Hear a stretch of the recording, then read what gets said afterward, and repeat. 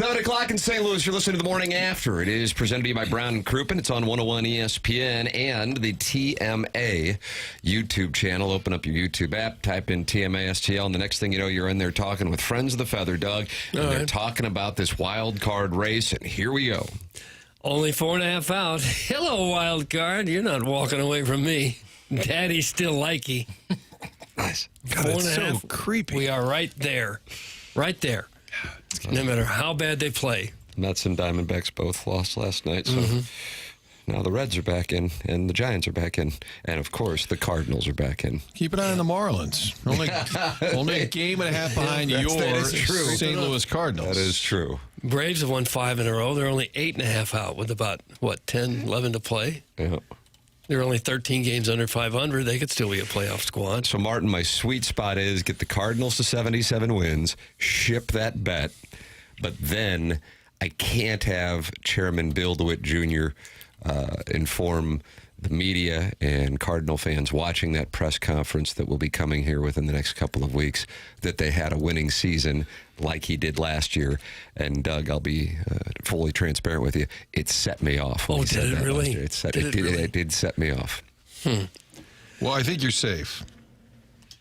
There will not be an 82-win season coming for this club. Well, they would need to go 8-1. That's right. And what have you seen from the squad over the previous 153 that gives you an indication that they might just go 8-1? The fact that Doug says daddy likey. Well, the Brewers don't care right now, so that helps. Yeah, they could be arresting some people.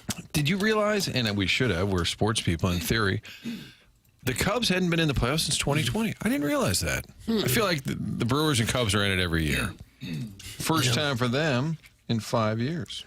Cue Lisa's text saying they have a real manager. Is it starting to feel like the Cardinals have more in common now with the Pirates than with the Brewers and Cubs? Yes. Over the last 3 years? Yes. Complete right down to the empty stadium look? Yes. That hurts. And we got a view of a river just like them. Yeah. Sort of. Got to look around the buildings. This could be, the Cardinals are 19.5 behind the Brewers. This could be the second year in the last 3 that they finished at least 20 games out, right? Yeah. Maybe the 70s had 3 years like this back to back to back, but I don't really recall that it was this bad. That was the Joe Buck tweet saying, I grew up in the 70s sitting in the booth watching Cardinal baseball, and this is what it looked like. Well, Daddy's still likey. Nice. Okay. Still very much likey. Do you know we have the best fans in baseball in St. Louis?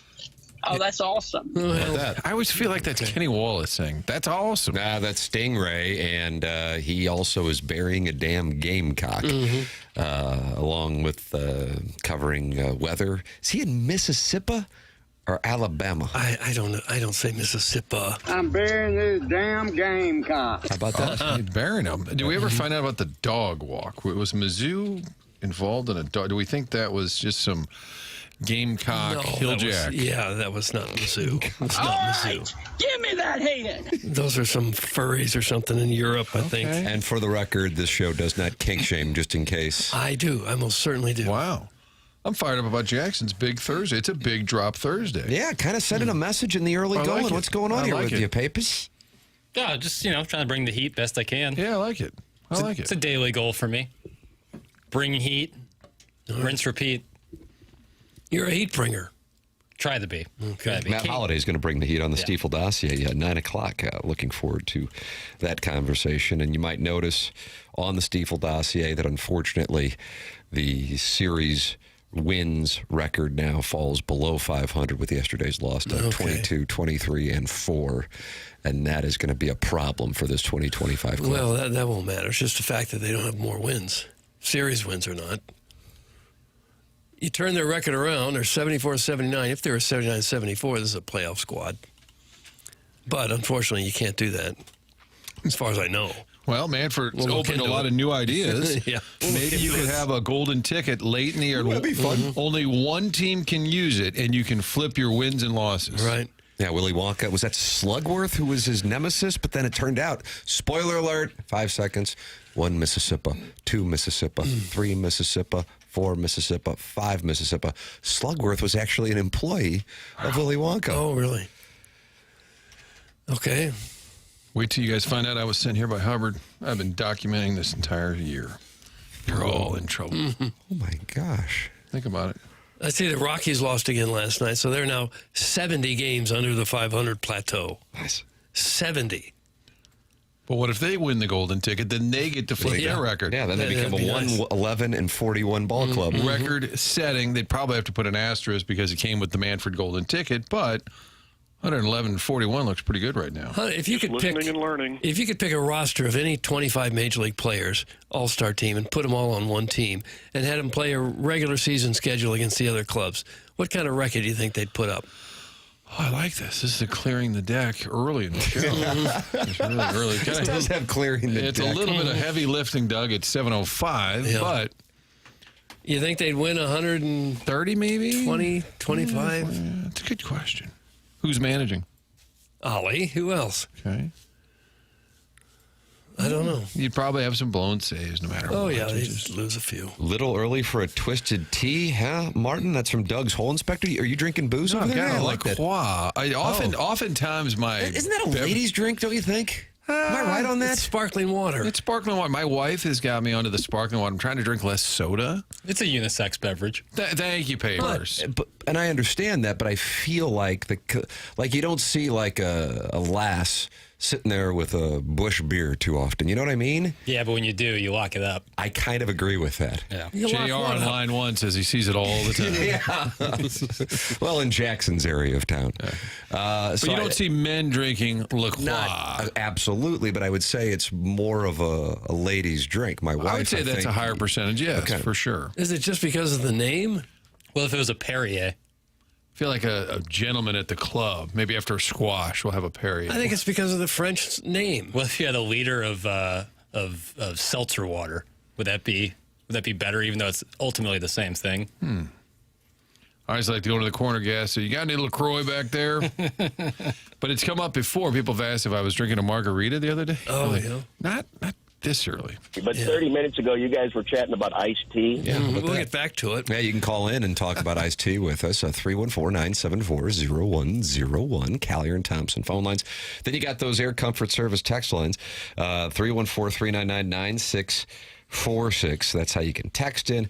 Open up the YouTube app, type in TMASTL, subscribe to it. Now it's 6,100 subscribers. And then you're in there talking to Hunter, John Scores, Doug's Hole Inspector, Steve Gottsagen's teleprompter, and the TMA remote lamp who's talking to Kitty Bates. And they're all in there and they're talking it over. But you don't have to talk it over. You can just observe the show. And it's also a way to go back and podcast. When I go back and most podcasts at this point have video, and you can go back and you can podcast on the YouTubes, Doug. You can podcast on the Okay, YouTubes. yeah. Okay. Yeah, that's what I do. Nice. All right. That's what I'll do with the Colonel's post-game show. That's on YouTube as well. And he is dressed or topless? There are requests for shirt removals, but to date, he has not. I think if they are undefeated going into Roll Tide and they beat him, I think the top comes off and reveals nipple tassels. Oh. Oh, you ask the question, then you get the answer, and you get mad about it. Gabe gonna take off that shirt, you hear? I would love to hear the off-air conversation of Gabe with his new colleague, Cody. Yeah, the mustached Cody. And just says this kind of this weird element that it has to do with this radio show in St. Louis. And they're just a little We've ruined it weird for him. And guess what? Chicken wings on the potty. They'll be coming for you, Cody, just so you know. Do not for a second tarnish the name of LaCroix. Grandpa Licks will have something to say about that. That's from Mr. Licks, who I guess has some equity in Martin's sparkling water. I did not know that. Boy, they are so diversified over at the Licks house. Yeah, they must be. What's the flavor there, Martin? This appears to be a tangerine Oh, nice. variety. Nice. A little citrus action in the morning. Is that even more feminine, tangerine? What's the most manly fruit? That's a nice question. I guess a banana, eggplant. First one's pretty phallic. I about got the- this what about banana the here. Joey second one? Vitale scolds me. Here, I'm going to hold this up for the Ooh, YouTube. Boy. That's what I made a sound over here when I arrived, and that's because I pulled out the banana. I go, what in the hell is going on? It's just bruised like the Dickens. But Martin. how did you package it? You probably had it next Tossed to it in my bag like I've been But doing for 21 You years. can't do that. The banana gets beat up in the bag, and then you take it out, and it looks abused. Yeah. Didn't you have an issue with that with a a protein bar in your golf bag that got smeared all over your grips. And then it was all over my grips, and Doug had averaged adding 1.4 strokes per round is what the strokes gain data. If you have a protein bar all over your grips and making it all slick.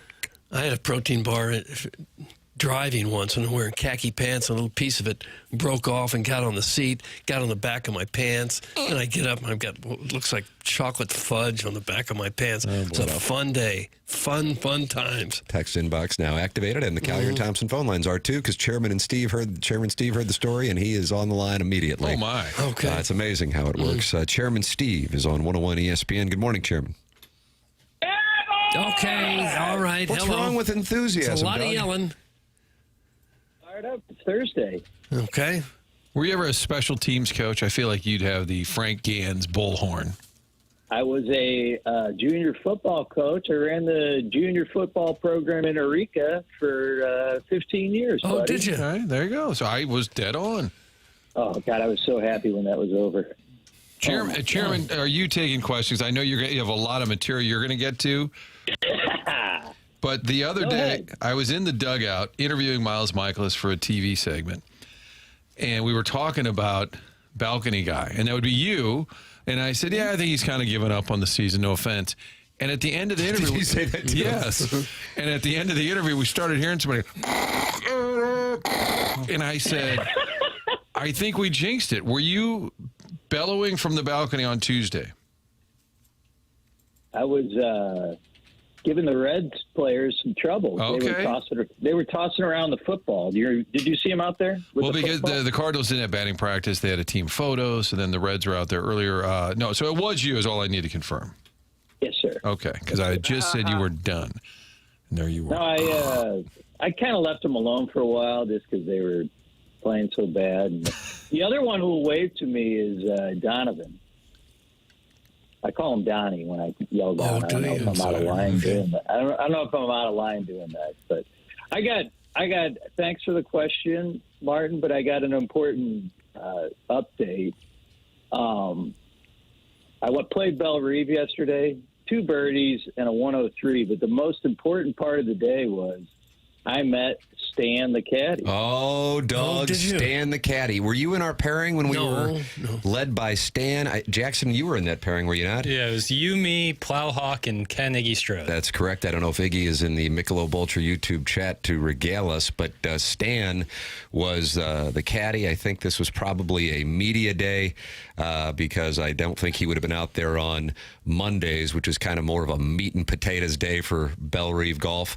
And he was not impressed with the Plowhawks club selection, a little frustrated by it. And then on 18, Iggy made some kind of pronunciation that he was going to deliver. I can't recall what it was, so I shot video of it. Doug, the ball came off the club face, and he did a club twirl, and it landed about 30 yards short of the green. Yes, I remember that. And Stan was on the bag, and he just put his head down, defeated, shook his head, and made the walk up the final 160 yards and shut her down for the day, knowing that the tip probably wasn't going to be the Belle Reve standard with the pairing that he had. Especially when the Plowhawk asked where the ATM was. That's correct. Not a lot of ATMs. Belle Reve. They installed one. I saw it there when I was there in the locker room. Nice. But he seemed surprised and kind of bewildered why we wanted to meet him. But we were at the turn, and we were getting some beverages, and we were probably 3 to 4 beverages deep. And the member who was with me, or who brought me, was like, hey, there's a guy over there who's a caddy with a name tag of Stan on. We got to go meet him. So we go and meet him. And then our caddy was like, what's going on? So we told him on the back nine what was going on. And I think there might be some ball busting going on in the caddy shack after Matt, our caddy, listens to the show. We told him where to go and find the Stan the Caddy shows so he could find out exactly what happened, and I think he's going to enjoy it. So Nice. So Stan the caddy's going to listen to the stories about Stan the Caddy. Got it. Okay. And there's a guy who texts into the show as Stan the Caddy. But, Doug, there's a part of me who thinks it might not be actually Probably Stan. not him, no. We told him that. We told him that too. The other thing is I got a cut, and then I went to the symphony afterwards. Very nice. Belle Reve and the Symphony, Doug. Gosh, This is an old money unrelatable. show. Yeah.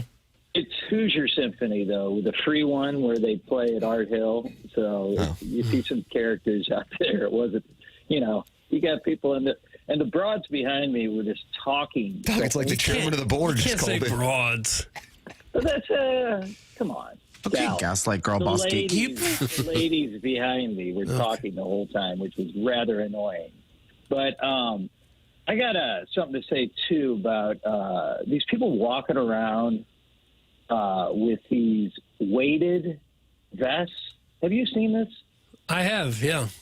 You look like a damn fool. I see a ton of them at Francis Park, and men and women both, you look like an idiot walking around with these weighted jackets. It's not like you're jogging. Like if you were doing a full-on workout and had that weighted thing on, fine, but you're walking at like a snail's pace around Francis Park with these little jackets on. I don't like it at all.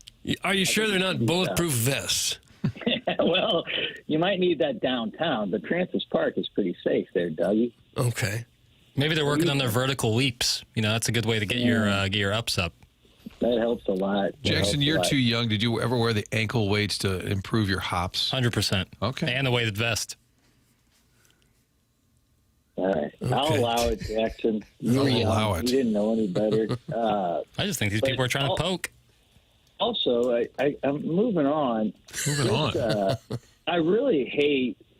I've seen the previews for this Christy Martin movie, and I don't like when hot gals ugly it up for these roles. Doug, we went from broads to gals. Does that help? Yeah, that's a little Well, better. I'm trying to go a little lighter on it, but what do you think, Jackson? Have you seen the preview?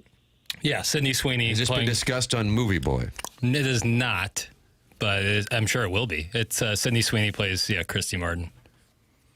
What do Naturally. you think, buddy? I don't like it at all. I'm excited to see it.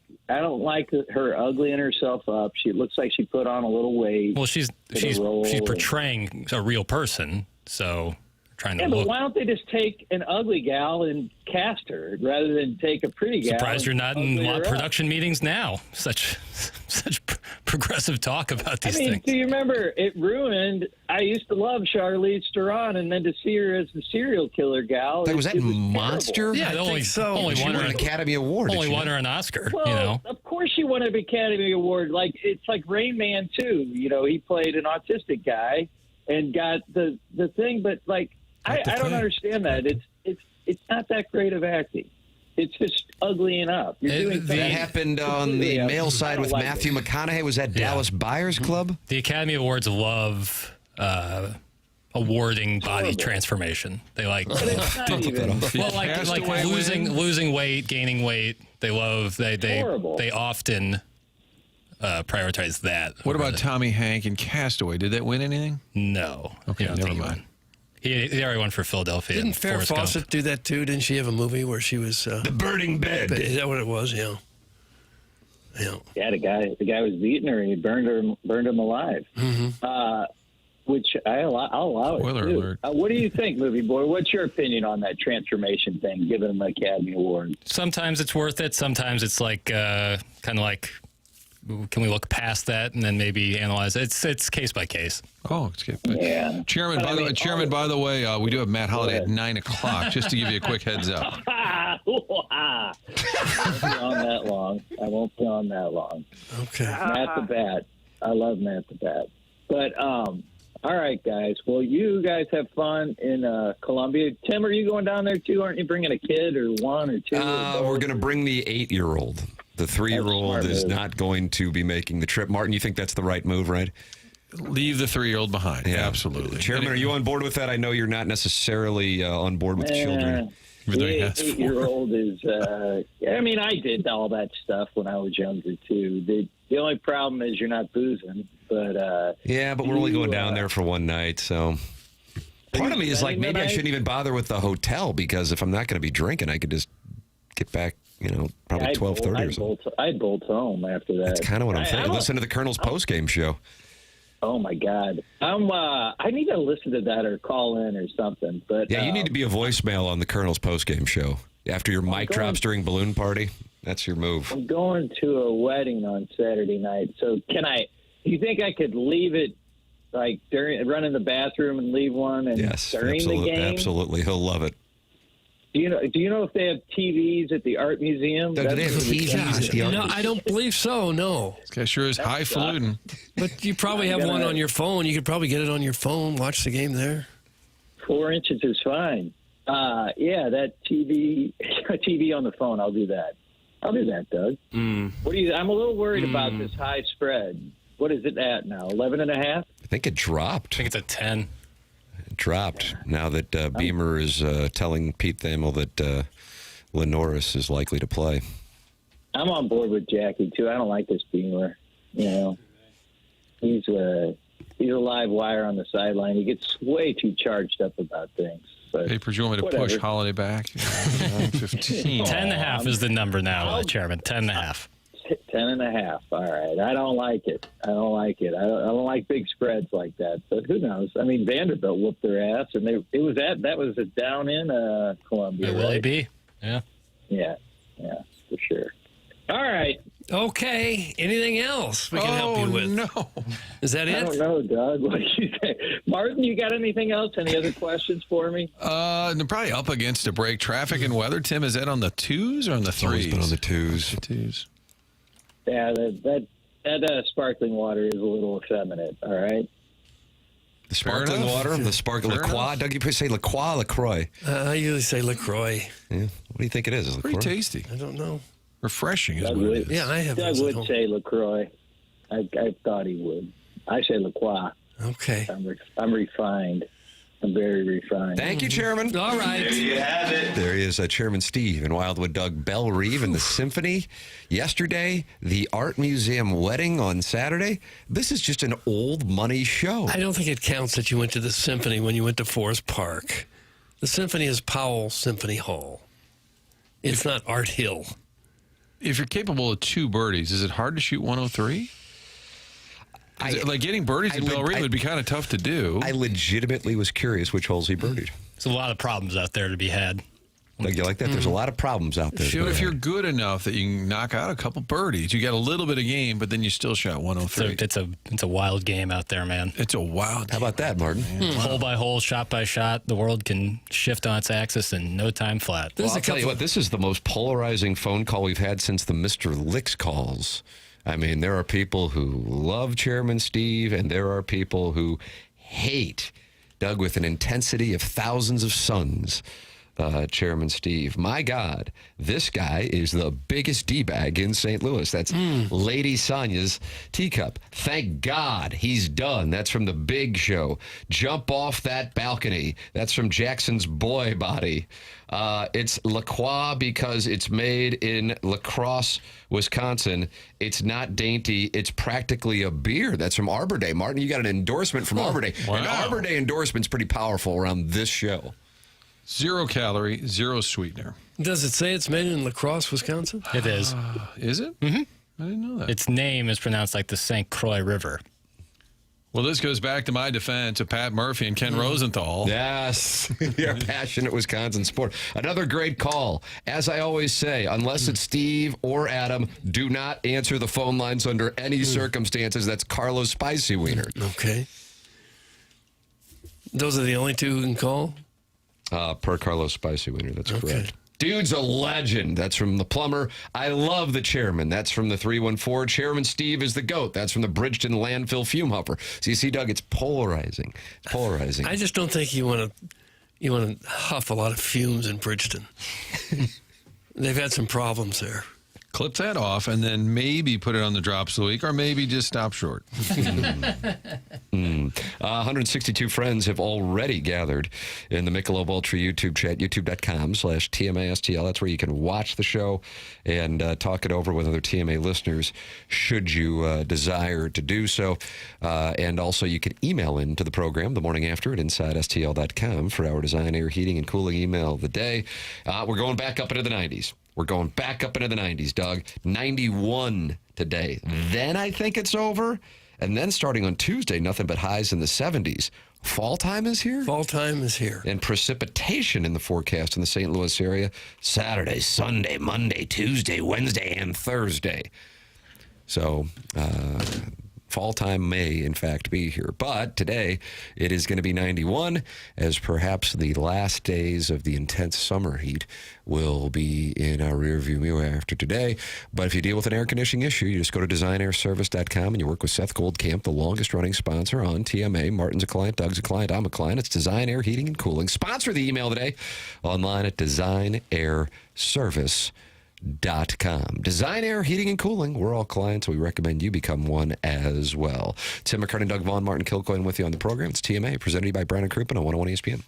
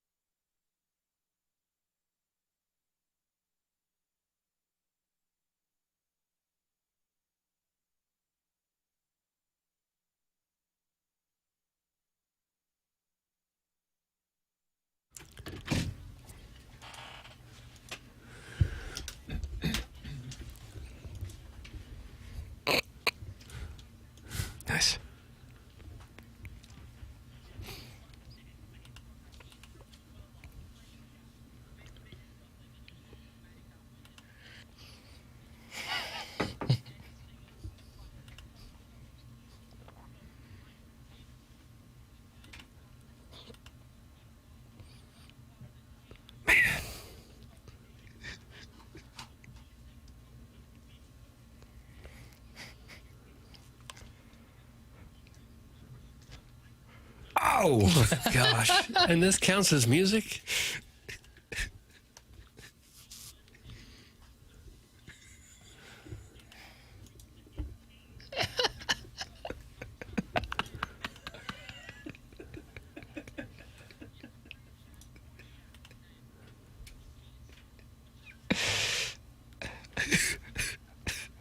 And somebody actually did that as a real rap song? That's a friend of the program, Stingray. Well, I know who that is, but I mean, he copied it from someone, or he make that up? Is that original music? Is that not John Cena's whole theme music thing?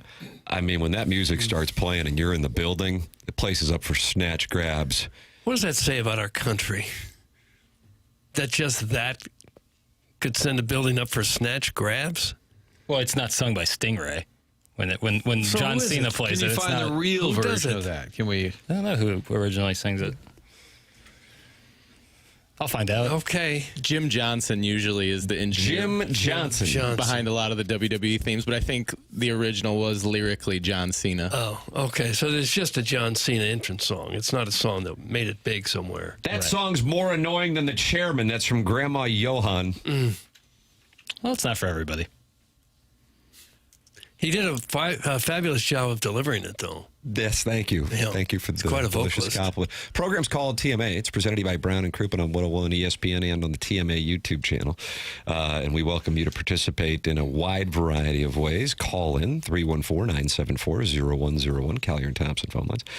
You are also welcome to text in 314-399-9646, Air Comfort Service text inbox. And, of course, you got the Michelob Ultra YouTube chat at youtube.com/TMASTL, where John Cusick's talking to Jeremy Hodge and the Pope and Zach Zane and Chris Palmer. Chris Palmer's talking to Kitty Bates, so they're all in there. Doug, you say that your dad likes the wild card, but the Reds play-by-play man, do you know John Martin Sadak? Do you pronounce it Sadak? Sadak? S-A-D-A-K. Is that cool? Is that cool? S-A-D. I don't know. Is that cool? I haven't heard that name. John Sadak of the Reds making an observation during the Reds' trip here to St. Louis this week. Take a listen if you would. There's been a mediocrity compared to a decade of dominance they enjoyed in the division not all that long ago. Self-anointed the best fans in baseball, and then once the mediocre play comes, fans stop showing up. So it's great to cheer a team that wins annually. Yeah, nobody else does that. Hey. Wow. Stop it. Doug said, hey.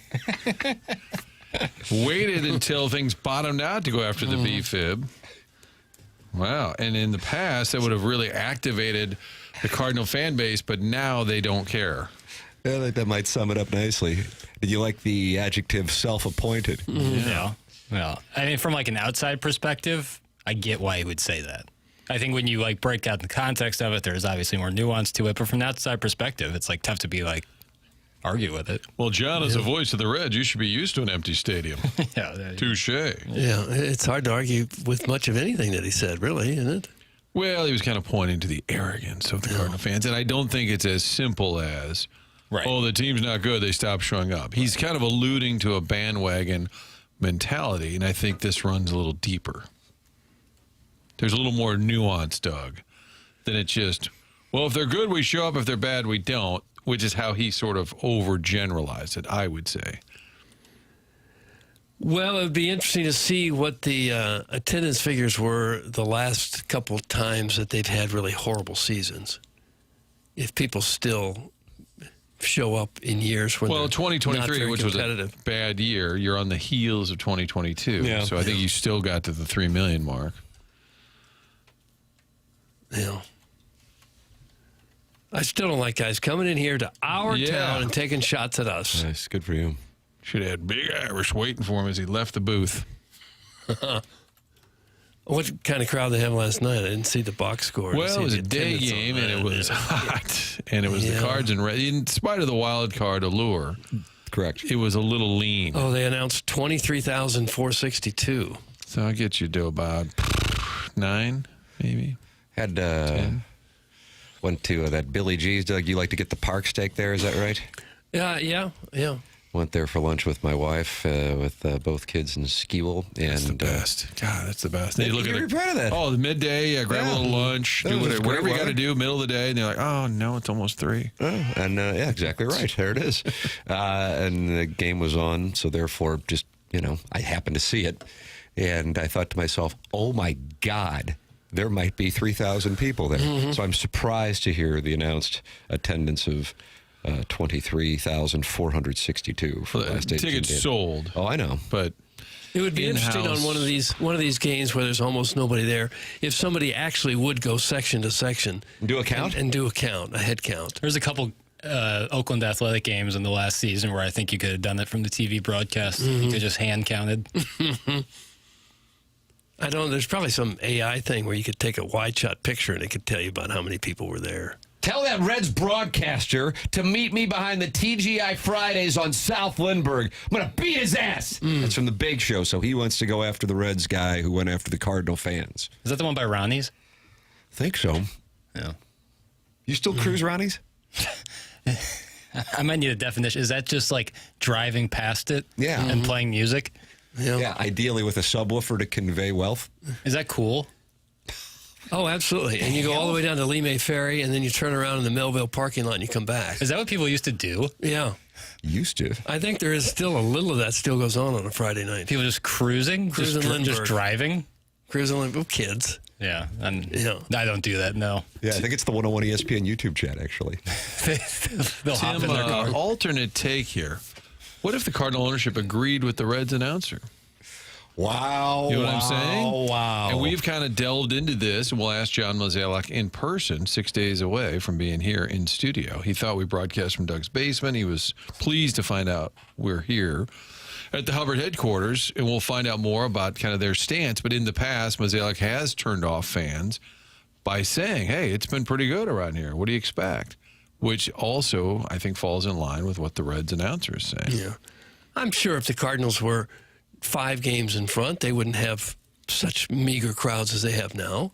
Fans wouldn't stay away because they disagree with John Mozeliak. If they had a winning team, they wouldn't do that. I want to continue to hammer what we had happen on this program the Monday after they had taken 2 out of 3 from the Cubs, and they were, I think it was 2.5 back of a wild card spot. I could be wrong. I think it was August because the trade deadline had come and gone, and it certainly wasn't September. And we asked people if they were like, okay, I mean, screw it. It's not going to benefit the trade deadline because it's come and gone. Are you now pulling for the Cardinals? And the overwhelming response was, I don't really care. And then second was, no, I'm not, because I don't want to see this model rewarded or Mozeliak rewarded. And that honestly surprised me. I'm not chastising it because this was each individual's opinion, but that's what we saw in the Air Comfort Service text inbox when we asked that question. If anything, it was, I don't know, about 2 out of 3 were apathetic, and then maybe about 20% were like, no, I don't want to see them. I don't want to see them win because I don't like what they're doing, and I don't want to see that rewarded. So, well, I think it's a pretty cynical group of people that text into our text box too. I'm not sure that they're representative of the entire fan base. Jackson, distance yourself. I mean, from you read some of this. Distancing. You're reading some of the same texts I'm reading, right? I'm not sure they fairly represent the entire Cardinal fan base. I don't have any doubt that if they were better, if they were in it, they'd be drawing much bigger crowds. That was the whiniest poll I've ever seen. I've turned around BFIB or whiny bitches. That's from the Bridgeton Landfill Fume Huffer. F Mo, all my homies hate Mo. That's from the 314. Well, whether he's popular or not, if he had a winning team, I think the crowds would be much bigger than they are now. Hey, Mo, get us Bryce Harper. Hey, Mo, get us Bryce Harper. Huh. Is that a tribute to Cardi B and she's pregnant with Stephon Diggs' child? Am I correct on that? Yeah, nailed it. I don't know what it says about this show, but we're kind of delving into Cardinal talk, and there's a lot of text saying the TGI Fridays by Ronnie's is closed, you doofus. Yeah, it has been for a few months. And then somebody said, you Shut her down. doofus. But Like, you really should know that. Is the building still there? Building's there, but it's shut down. So I believe the text said he wanted that broadcaster to meet him behind there. So the fact that it's open or closed is Irrelevant. Yeah, totally irrelevant. There's a Three Kings in that. On the other side, Yeah. right? Okay. You like those wings from Three Kings? Well, I don't usually order Big the wings, boys. but I like the food there. Yeah. Big boys. Thick and meaty. That's where I watched Vandy beat Alabama. That exact one. Then saw a picture. Pretty good evening. Don't eat wings with Doug. You won't enjoy the experience. Never mind. That was the Mizzou Texas A&M day. Bad day. Oh, Tim, was it the Mizzou Texas A&M game when Yeah. Jax was And eating? And Marcel Reed didn't get the start. No. Now there's a good ice cream place in there. You could fight behind do you that get? building. It's Cold Stone, I think. Is that the ice cream place? Is that what it's called? I don't know. It's pretty good. Yeah. You get some toppings in there, brother? I don't need the toppings, just strawberry. So you go to a place Strawberry that ice cream. specializes in crazy ice cream. You just get strawberry? Absolutely. Good for you. You're an American hero. Yeah. I agree with it. If you aren't feeling like an American hero, maybe you could become one by going to Mentality. Have you and your family seen a change in recent years? Not quite yourself anymore. Struggling to focus, no energy for the people you love? We'll put it this way. If your bedroom could talk, would it have anything to brag about? Could be you're getting older, or could be work stress, or the undeniable fact that we've all become our kids' personal unpaid Uber drivers. It could also be your testosterone calling it quits, and you never got the memo. Well, Mentality can help you change that. Mentality is online at mentalityhealth.com. I have been out there. I got tested. Super easy. In and out within 20 minutes, and a super friendly staff. So stop being tired of being tired. Get back to the guy you used to be. Visit mentalityhealth.com and reserve your spot today. It's Mentality at mentalityhealth.com. 741 in St. Louis. Time check brought to you by Clarkson Jewelers. Tim McKernan, Doug Vaughn, Martin Kilcoyne with you. The program is TMA, presented by Brown & Crouppen on 101 ESPN.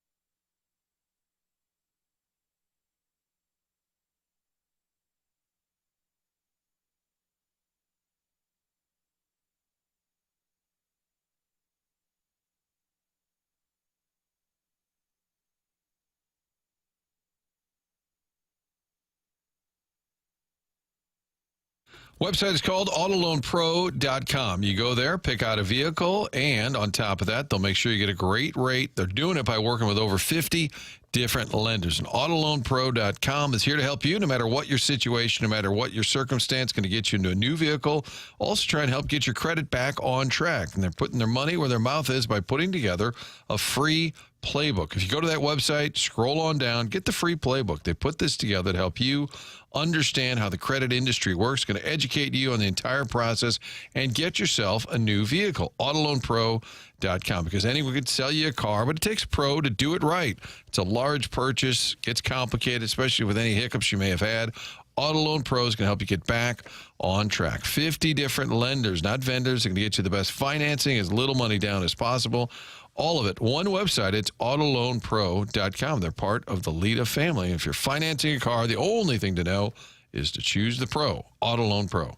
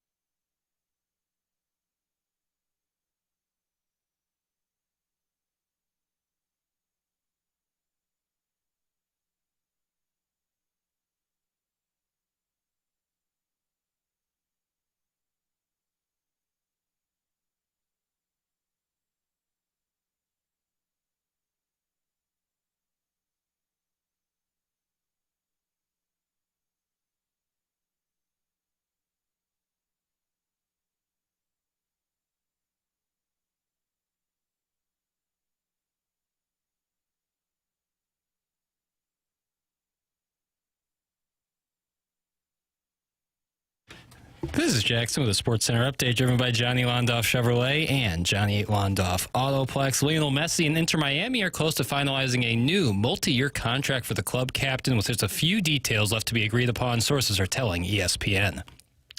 That was another Sports Center update. Driven by Johnny Londoff Chevrolet and Johnny Londoff Autoplex. Londoff.com. Chevy, together we drive. Are you kidding me?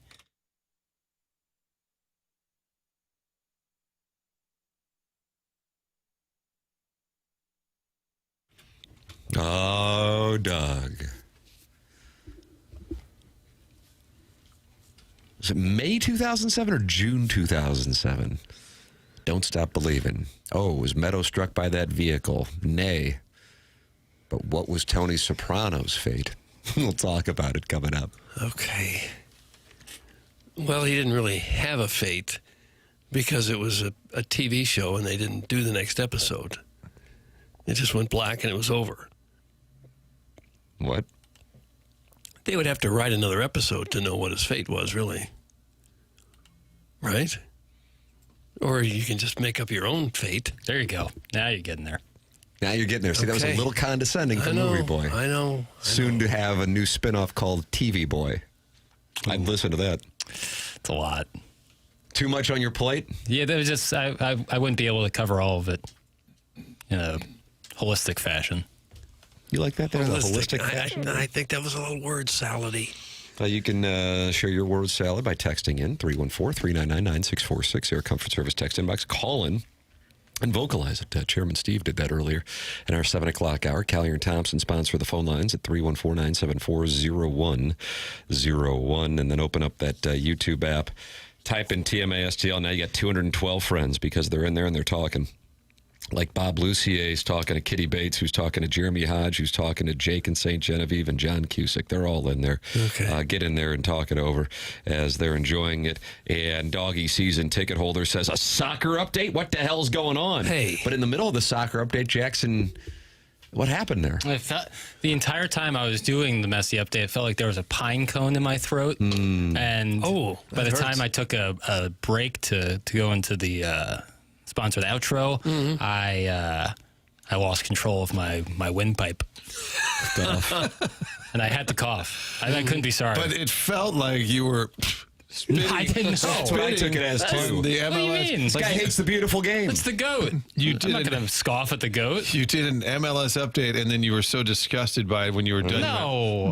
No, I don't scoff. That's what it felt like. I didn't mean to. If it came across that way, I couldn't be sorrier. But no, Messi's staying in Miami.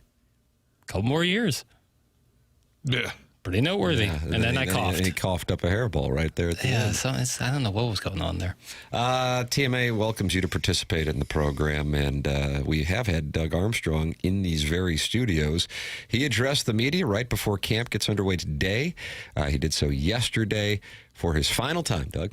His final time. Really? And he had a wide variety of things to say. And I think this was kind of a message to the fans as well as the team. And this is what he had to say about the charge last year that was 1.6 seconds away from getting the Blues to the Western Conference semifinals. Not necessarily meaning that momentum will carry over into the regular season. Here is Doug Armstrong. It's great that Monty's going to have a full training camp to get us ready. I think one of the things you want to be careful against is when you finish as strong as you did, that you think that's going to be a natural carryover. One of the things you understand over time is that, like, Mayu doesn't care how we played, Suter doesn't care how we played, Buick doesn't care how well we played at the end. So we have to build our own team again. We have to start with that foundation. Now, there's a lot of things that the players can remember and learn from last year, but to think they can just replicate it by showing up, hockey doesn't work that way, the NHL doesn't work that way, and just the understanding of, when I look at the Central Division, how strong that is right now, we have to be ready to go, the start of the season, and it's gonna be a battle every night. And one of the things that, when you're coming from behind, you can sneak up on teams. This year, hopefully that we prove to some teams that we're a capable opponent, and we'll get their best game and they'll get ours, and we'll see how we fit. No, he hit the goalpost. Yeah. Okay. Well, that's a solid message. Hard to argue with that. Because we always think momentum rolls into the next season. He's saying there's new guys showing up. They weren't here. But I think the overall vibe is that this team is, you're way more excited than you were a year ago because you didn't know anything about Holloway or Broberg. Jackson did a good breakdown on it, but other than that, in-depth breakdown. He was a guest on the Last Minute Blues podcast. To talk about the Oiler additions last second. Could you imagine? Cam and Strick had him in. Someone need to write me a script if I had to do that. Who do you think is the favorite to win the Chalice? According to FanDuel. Florida. Nice. Plus 650. But from the West, who do you think is the favorite? Did you say the West, Tim? Aye. How about Dallas? No, I'm sorry. Vegas. Jeez. No, I'm sorry. Same team that's been there the last 2 years? Edmonton? That's right. Okay. Plus 850. Panthers plus 650. Oil plus 850. Stars plus 900. Then you got to do a little scrolling, Doug. Okay, And then you got to do a little scrolling. If you want to put $100 on your St. Louis Blues to hoist the Chalice in June of 2026, at that moment, your man will hand you 50 $100 bills back, plus 5,000 for the St. Louis Blues. Oh, okay. The odds of the Blues to make the playoffs, which is more in the realm of reality, they are minus 120. So you put down 120, you win 100 if they get in. Okay. I got to tell you, I kind of like that bet. Mm-hmm. It certainly feels like the last couple of years are trending in the right direction, and that they would start this season with the confidence that they are a team to be reckoned with. It's fun to have a plan and then execute it. That's fun as a fan base. Mm-hmm. Good times. I didn't realize how much I missed those blues songs till you just played that. Felt like we had a new one every couple of days on the show.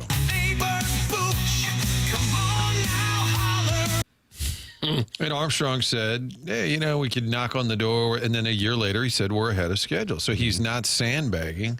Now he's willing to somewhat embrace increased expectations, which is great. The Blues point total over-under on FanDuel is 92.5. Okay. Well, it would appear that just in terms of the entire roster construction, it's pretty good as far as a mix of young guys coming up who look very promising and some older stabilizing type veterans who are near the end of their career but should still have a few good seasons left. So it's a pretty good mix of talent they have right now. What's your top concern, Doug? Oh, I guess defense would still be the top concern. What would you say? I got to see what Schenner's got left in the tank, right? Mm-hmm. He's my number 2 center. I'm hoping Schenner, because he's just invigorated by the younger crew there. I guess you could always look for drop-off. We're kind of assuming Holloway will be as good as he was, if not better, than he was last year. We're assuming Snuggerud's going to be a really good player right away. I think there's a lot of younger guys that we think are going to be really good, but until they do it, gotta wait. Snuggerud. Come mid-June, we could be hoisting that chalice. Oh, baseline. Should really feel better. That's when you should be on the pontoon, is in June with the Chalice. Snuggerud, DBA Jimmy Snipes, is 5th overall on FanDuel's Calder Trophy odds. He is at plus 1,600. If you want to fire a bet on that one. For the Vezina, I apologize, Connor Hellebuck is the favorite. And Jordan Binnington, who Jeremy Rutherford said in studio with us yesterday, he is very high on him this year. He just thinks he's going to lock in to be the Canadian starter in the Olympics. He is way down the list on this. He is 14th best odds at plus 3,500, Doug, for the Vezina. Okay. Cole Kmet of the Chicago Bears is the favorite to win the Norris Trophy. He is at plus 145. Yep. He's skating now? Yep. I'll tell you, this Jackson fired off that Logan Stanley bullet pretty quick yesterday. That was what a moment. Want me to lose that equity real quick? Yeah. What's the Norris Trophy? There you go. There you go. That's for the best tight end / defenseman in the NHL. Oh, Komet's got to be minus 500. Can you name me another tight end? I bet Parayko could be a pretty good tight end. Yeah, big enough. Dominique Bird. Dominique Bird. Yeah, it didn't work out so well. They call Dominique Wilkins the human highlight reel. That's true. Getting it back to the NBA. Is Great Hawks jerseys at that time, by the way. Those were outstanding. Doug, snort up another rail of Adderall. And if you win the Norris, Chairman Steve said, yeah, I got that thing. I believe he was referring to an Oscar earlier in the show. I said, yeah, I got that thing. That's correct. Will Kyrou play winning hockey? That's a big deal. And will Falk continue to be awful? That's a big deal. That's from Harrison's brother, Master. Don't yell at us. He's been mad or sideways with Kyrou for quite some time. Yes, that is a theme. 89 points, and they missed the playoffs. Save your money, Tim. That's from the Gray Summit, Gray Goose, Guzzler, and Doug. They are not happy about this. No, they're never happy on that text line, ever. It's a bitter group of people.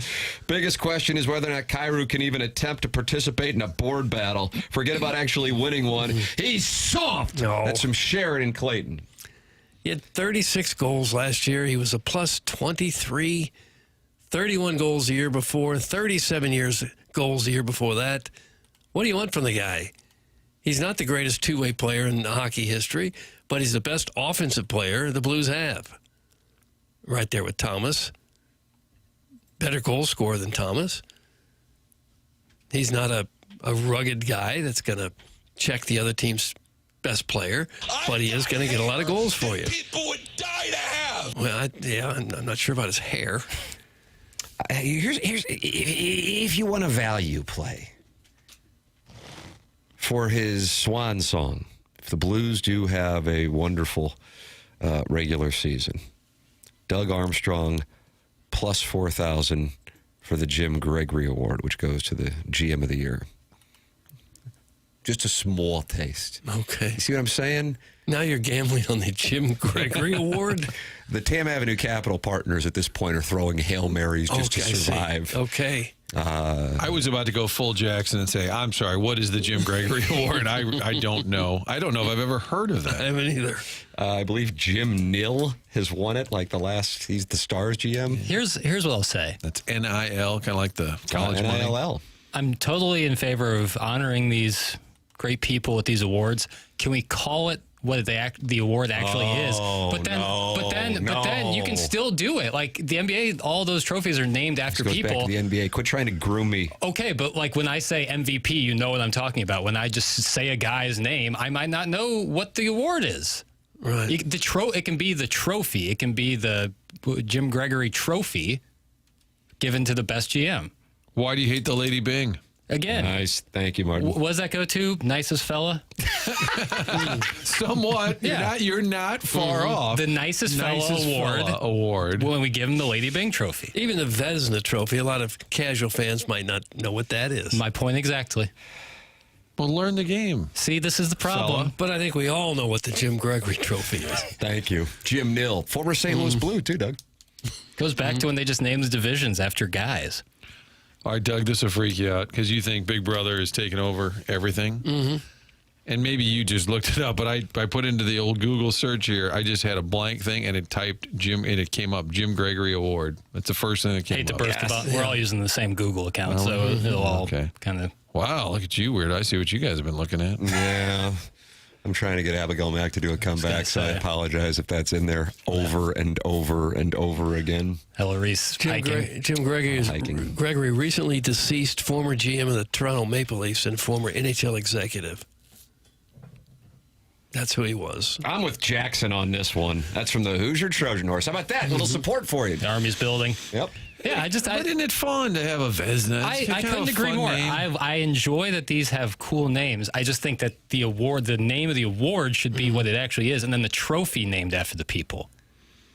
That way you can still honor them. Maybe that's what it is, and we're conflating. But you want it to be the Lady Bing Nicest Fellow Award.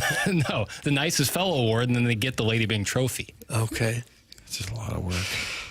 Can you imagine reaching the height of your profession and being a professional athlete only to have some yappy housewife with a prolific Advocare practice texting into his show to call you soft? What a world.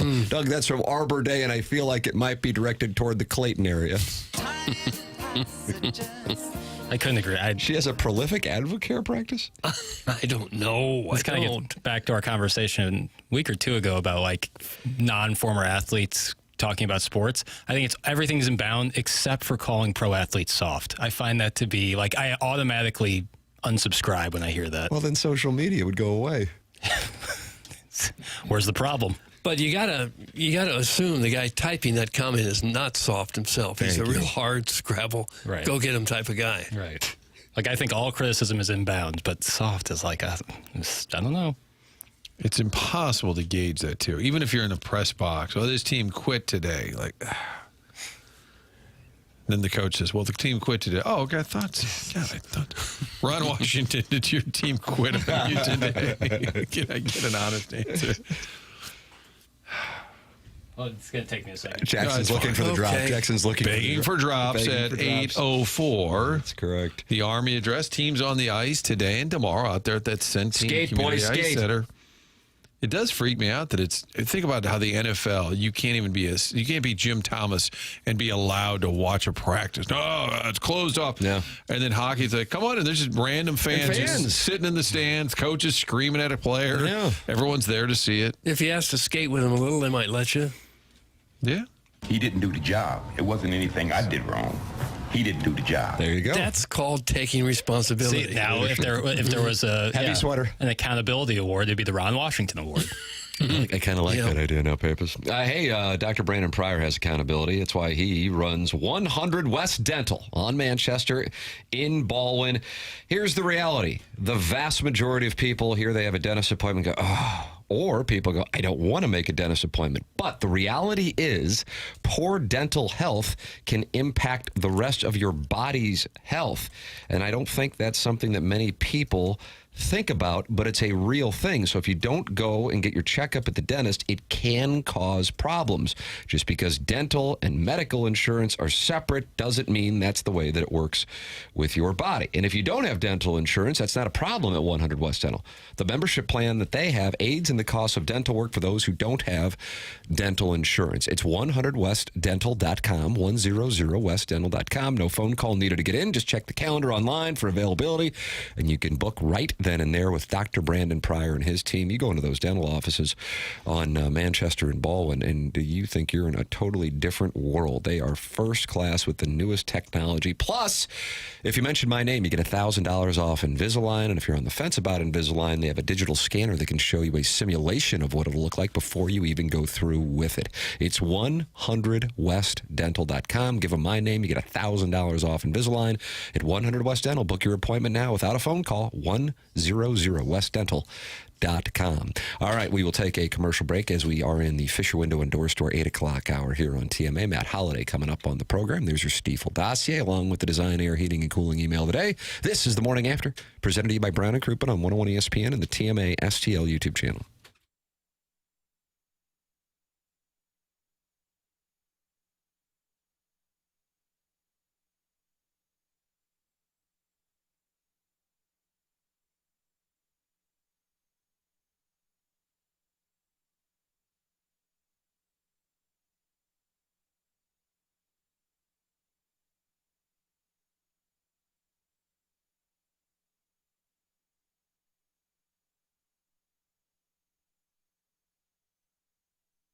Closing in on the weekend, great chance to load up on the groceries. Whatever you're looking for, your neighborhood Schnucks has it, and they'll do their best to make sure you're getting a great price. They knock down prices on over 2,300 items, and you notice that hasn't changed. They look for more to add to that list instead of subtracting them. There are additional savings around the store. There's always a digital shelf tag. I'll let you know if something is on special, separate from the ones that have been marked down permanently. You can get those notifications if you're a rewards member. It'll send it right to your email, to your phone. Also updates on your points total, which means money going back to you as you check out. Download the rewards app if you haven't yet. you're missing out on money that goes back to you. You can also use that app to do delivery. Schnucks Delivers. That's something they've added in recent years. Curbside delivery. So many different options. All of it available on your phone. So make sure you get that. And then check out the lower prices at your neighborhood friendly Schnucks, doing their best to have everyday savings that you can count on.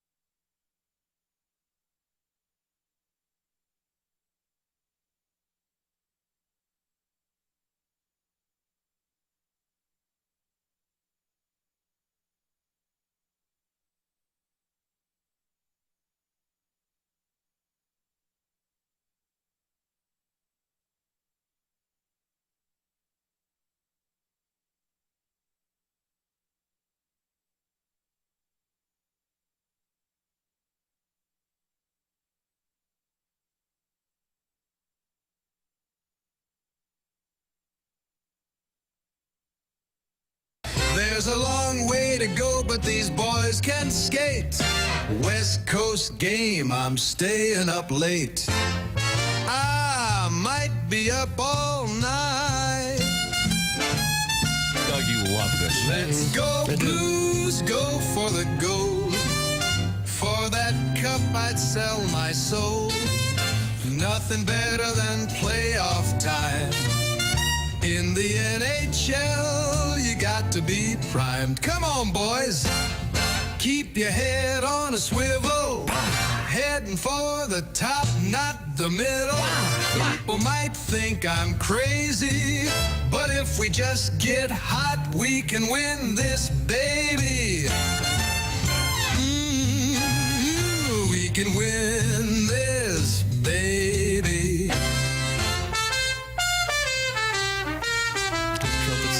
Skateboard. I mean, what's this going to be like when they're playing this at the Enterprise Center?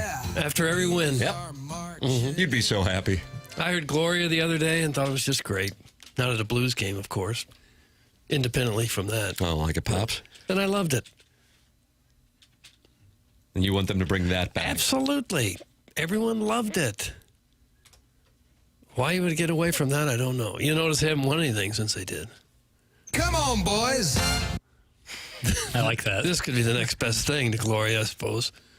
I don't know what's going on here, but the Mizzou football account has tweeted out a black helmet A lot of black and white has been seems like the motif so far this week. You have a problem with that term, Doug? Black? So what are you going, black helmets, black jerseys, white pant? With the blackout? Wouldn't you think they're going all black? You would think. I could see a white pant, though. I could see a white pant. They went white helmets last week. I think that was heat-related, and I respect that, but it didn't look good. But I think black helmet, black jersey, white pants. It's a pretty outstanding look for the Missouri Tigers. That's just my opinion. Okay. And I'm just one man. They should always wear a black helmet. They should always wear that black block hem helmet. I do like when they go all white with the white helmet. I think that looks cool. But black helmet at home, pretty much exclusively. I'm with you there. I gather that people think it means it's going to be an all-black helmet with like an outline of a tiger. Oh, please, no. Uh-oh. Now Jackson's upset about it. No. Would you cheer for South Carolina if that happened? Oh, no. And find yourself like high-fiving Shane Beamer after he comes off the field? Did hell freeze over? With one of his little tirades? They call him little tirades. That's what he is. I mean, it's kind of like what you look for every game. It's like, oh, what's Shane Beamer going to get upset about now? Someone put the wrong Gatorade out there. And his quarterback will or will not play on Saturday. They listed him as questionable. Yes. Yeah. LaNorris is questionable. Martin, the spread went from 12.5 and now 10.5 there, Papers? 10.5. And I got hooked by the journalism trick where it has a headline and it'll say an update on the South Carolina quarterback. And you read these updates, and it's pretty much a review of what you already know. That's right. He was injured. They have to file injury reports now in the SEC. Right. So they list him as questionable, but then the entire article is, if the update, last week against Vanderbilt, he was injured. Like, okay, I knew all of that. If the update isn't in, the headline is clickbait. Almost always. If the update, interesting. Ooh, check out this new update on Baker Mayfield's ankle, and it's nothing. Click. But if it was like Baker Mayfield out for the next game with ankle, you know it's real. Will LaNorris Sellers play against Missouri? ? What the SEC injury report tells us. And I thought, okay, here we go. And then it says he's listed as questionable. It's just fancy ways of saying. But the injury last report week against Vanderbilt, oh, okay. I mean, the concussion protocol is a week. And if he got a concussion, then I don't know how he would be able to play. That was my contention from the get-go. So I get that Missouri needs to say they're preparing for him, and I get that Shane Beamer needs to do what Joe Strauss-Doug would call kabuki theater. You like that? Kabuki I don't mind it, yeah. As long as you wear the face paint. Yeah. But that's... I don't know. I mean, I guess also, who knows what the rules really are. But Pete Thamel tweeting this yesterday. There's optimism around the status of LaNorris Sellers for the game at Missouri on Saturday. Per ESPN sources, he's been in practice, and there's positive signs for his availability. Well, I mean, we used to be in practice out at Rams Park. That didn't mean we were doing anything. I definitely don't want, I mean, I feel like sending out these little messages, I don't know. Now, what good is an injury report, a required injury report, if you can't trust the people to be honest? Right, and Lane Kiffin kind of screwed around with it this past weekend for Hottie Toddy's game against Woo Pig Suey. Yeah. Drink made fun of him for it. Oh, did he? Was it a tweet? I think it was actually the Colonel asked him a question about the injury report, and he's like, I'm not going to get into Lane's business. Per Phil Kornblut. Doug, you know Phil Kornblut. Oh, sure. Phil Bluthie and I were good friends. Of Sports Talk Media Network. Sellers practiced on Wednesday, quote, and should be fine for the Missouri game this Saturday. That is from Phil Kornblut. Doug, if Phil Kornblut says it, do you believe it? Sure. There you go. I've never known Bluthie to be a liar. Jackson, you got to put $100 on whether LaNorris Sellers is under center, because Doug likes that term, for the first play from scrimmage on Saturday night at the Blackout in Columbia, Missouri. I will say no. I'll put it in predictionary. Wow. There we go. So the whole panel gets to partake. Yeah. Will LaNorris Sellers be under center, at Doug's words, not mine, on Saturday evening? I'll go no as well. Okay. I'll say no, he shouldn't. If he had a concussion just a week ago for his own health and long-term health, he shouldn't play. Martin, where do you want to put your action? I'm going to say he will not play. Wow, I think we're unanimous, which means he now will be. That's the way it works on College Game Day. I just feel like the ambiguity from the team is kind of on, I don't know, maybe he will. Right. If he was healthy, they'd say, hey, he's fine, guys. Exactly. I know it was a little scary moment the other day, but He cleared all of his medical hurdles. He's good to go, and we're looking forward to going to Columbia and getting the dub. And here's the thing. As a Missouri fan, I want him to play. Sure. Because it lessens what would be a win if he isn't playing. And also, just as a college football fan, I want to see the guy play. He's an outstanding player. He's so damn good. I also think he has a really good head on his shoulders and could be a force in the game for the next decade. But if he's starting to deal with some concussion issues at an early age, I mean, those things can then replicate quicker with the more and more hits that he gets. And then perhaps they aren't as apt, or he isn't as apt to run. Mm-hmm. I mean, that's when he's dangerous. Well, if he plays and he's limited, right. that's a win for Missouri as well. But I agree. You want to play the best. You want to beat the best. What I enjoy about the backup quarterback, Luke Doty. Yeah, he was quarterbacking South Carolina against Missouri in 2020, Martin. Drinkwood said he recruited him when he was coaching at NC State. I'm like, when was the last time Drink was at NC State? Which was predated his time at App State. Yes, so we're going way back. But Luke Doty, who has been there since 2020, also is listed as a wide receiver. So he's the backup quarterback, and he has career stats, both throwing and catching the ball. So maybe we should ask Gabe about the Wildcat with Luke Doty as in play. I mean, it does seem like if he's going to play, and I get it, you want the cat and mouse, you want to keep the other team guessing, but because he's coming off what looked to be a head injury, I would think there'd be some clarity from the coach. Listen, guys, here's how it works. He's doing much better. Doctors said this, this, and this. Instead, it's like, oh, I don't know. Yeah, I mean, Drink's already said he's prepping for him. And you have to. Yeah, of course. So I don't really see like the upside in slow playing it or kind of doing a little rope-a-dope action. Like, and what's the point? Gamesmanship. Right. Questionable. Ooh. Is he playing? Well, I don't know. Questionable. I like that noise you made. I do like that noise. Wait, the guy's only 20 years old. You can't risk your health over one game. You can't. You wouldn't be crazy. think. No. I was looking through the concussion protocol. It's dense. A lot of highlighted portions that you have to complete. So and Doug, maybe I'm overrating it. I could be off the mark. But, I mean, of course, deep down we know I'm not. But I have to say that to try to continue to relate to the people. I'm a big populist guy. But I want to emphasize that Pete Thamel's report didn't say he's been practicing. It says he's been in practice. I can't help but notice that. Yeah. That's all I'm You could telling be you. standing on the sidelines and be in practice. I saw an interview with Brett Favre the other day. He was talking about the concussions that he had as a player, and he thought he'd had a handful. And his doctor told him that every time you get your bell rung and you see stars for a few seconds and think you're okay, brush it off. He said those are concussions too. He said if that's the case, he would have had hundreds during his career. Yes. Yeah. It's a wonder a lot of these guys aren't just like boxers where they're punch drunk by the time they're 45 years old. I think that's why you see players retiring earlier, because they know that is coming and they know that they've experienced it. You're welcome to give your thoughts, 314-399-9646. Air Comfort Service, text inbox, 314-974-0101. That is how you can call into the Callier and Thompson phone lines. And then we have the Michelob Ultra YouTube chat, where 217 unbelievable friends have gathered to talk it over. Michelob Ultra, sponsor of the YouTube chat. 95 calories, 2.6 grams of carbohydrates, and the sponsor of the YouTube chat on the TMA STL YouTube channel, where 6,100 friends have subscribed. You can subscribe as well and talk it over. Plus, Michelob Ultra is the sponsor of the Lemmings Open, which is coming your way. Is that 2 weeks from tomorrow? 2 weeks from tomorrow? Something like that, yeah. At Oak Valley, and that is our charity partnership with Birdies for Bipolar.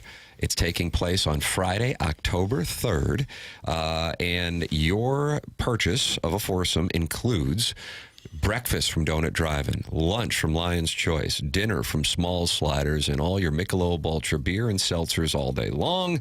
It is the Michelob Ultra Lemmings Open at Oak Valley on Friday, October 3rd, and I have my eyes on Jackson's pairing and looking to take him down after he ran up the score on me and my father, my brother-in-law, and my, at the time, 7-year-old son. And I thought You're not over it yet, are you? I thought that was kind of it was kind of was out of the line. Missouri Central Arkansas-ish. Yeah, I didn't appreciate it. Tim, we need an emergency QFTA. That's from Chaim Bloom's gag order in the Michelob. Why do we need an emergency QFTA? Doug, is there something going on that would require an emergency 4-hour podcast with me and Jackson this afternoon? I don't know. Jackson, is there something you want to get off your chest on the NBA preview of the Eastern Conference? I'm all right. I don't think we need an emergency. As rare would you need an emergency QFTA? Email in and let me know why we need to do it or whatever question you have. T. McKernan at InsideSTL.com. TMCKERNAN at InsideSTL.com. Stephen A. Smith, Doug, big fan on this program, of course. Molly Quorum left the program First Take earlier. It turns out Stephen A. Smith is making even more than was previously reported, and that has just been posted by Awful Announcing. Doug will have that for you because I have a feeling you're going to be a bandy rooster about it. That is coming up. Matt Holliday at 9 o'clock. The Design, Air, Heating, and Cooling email today at 10:45. There's your Stiefel dossier. The program's TMA. It's 101 ESPN.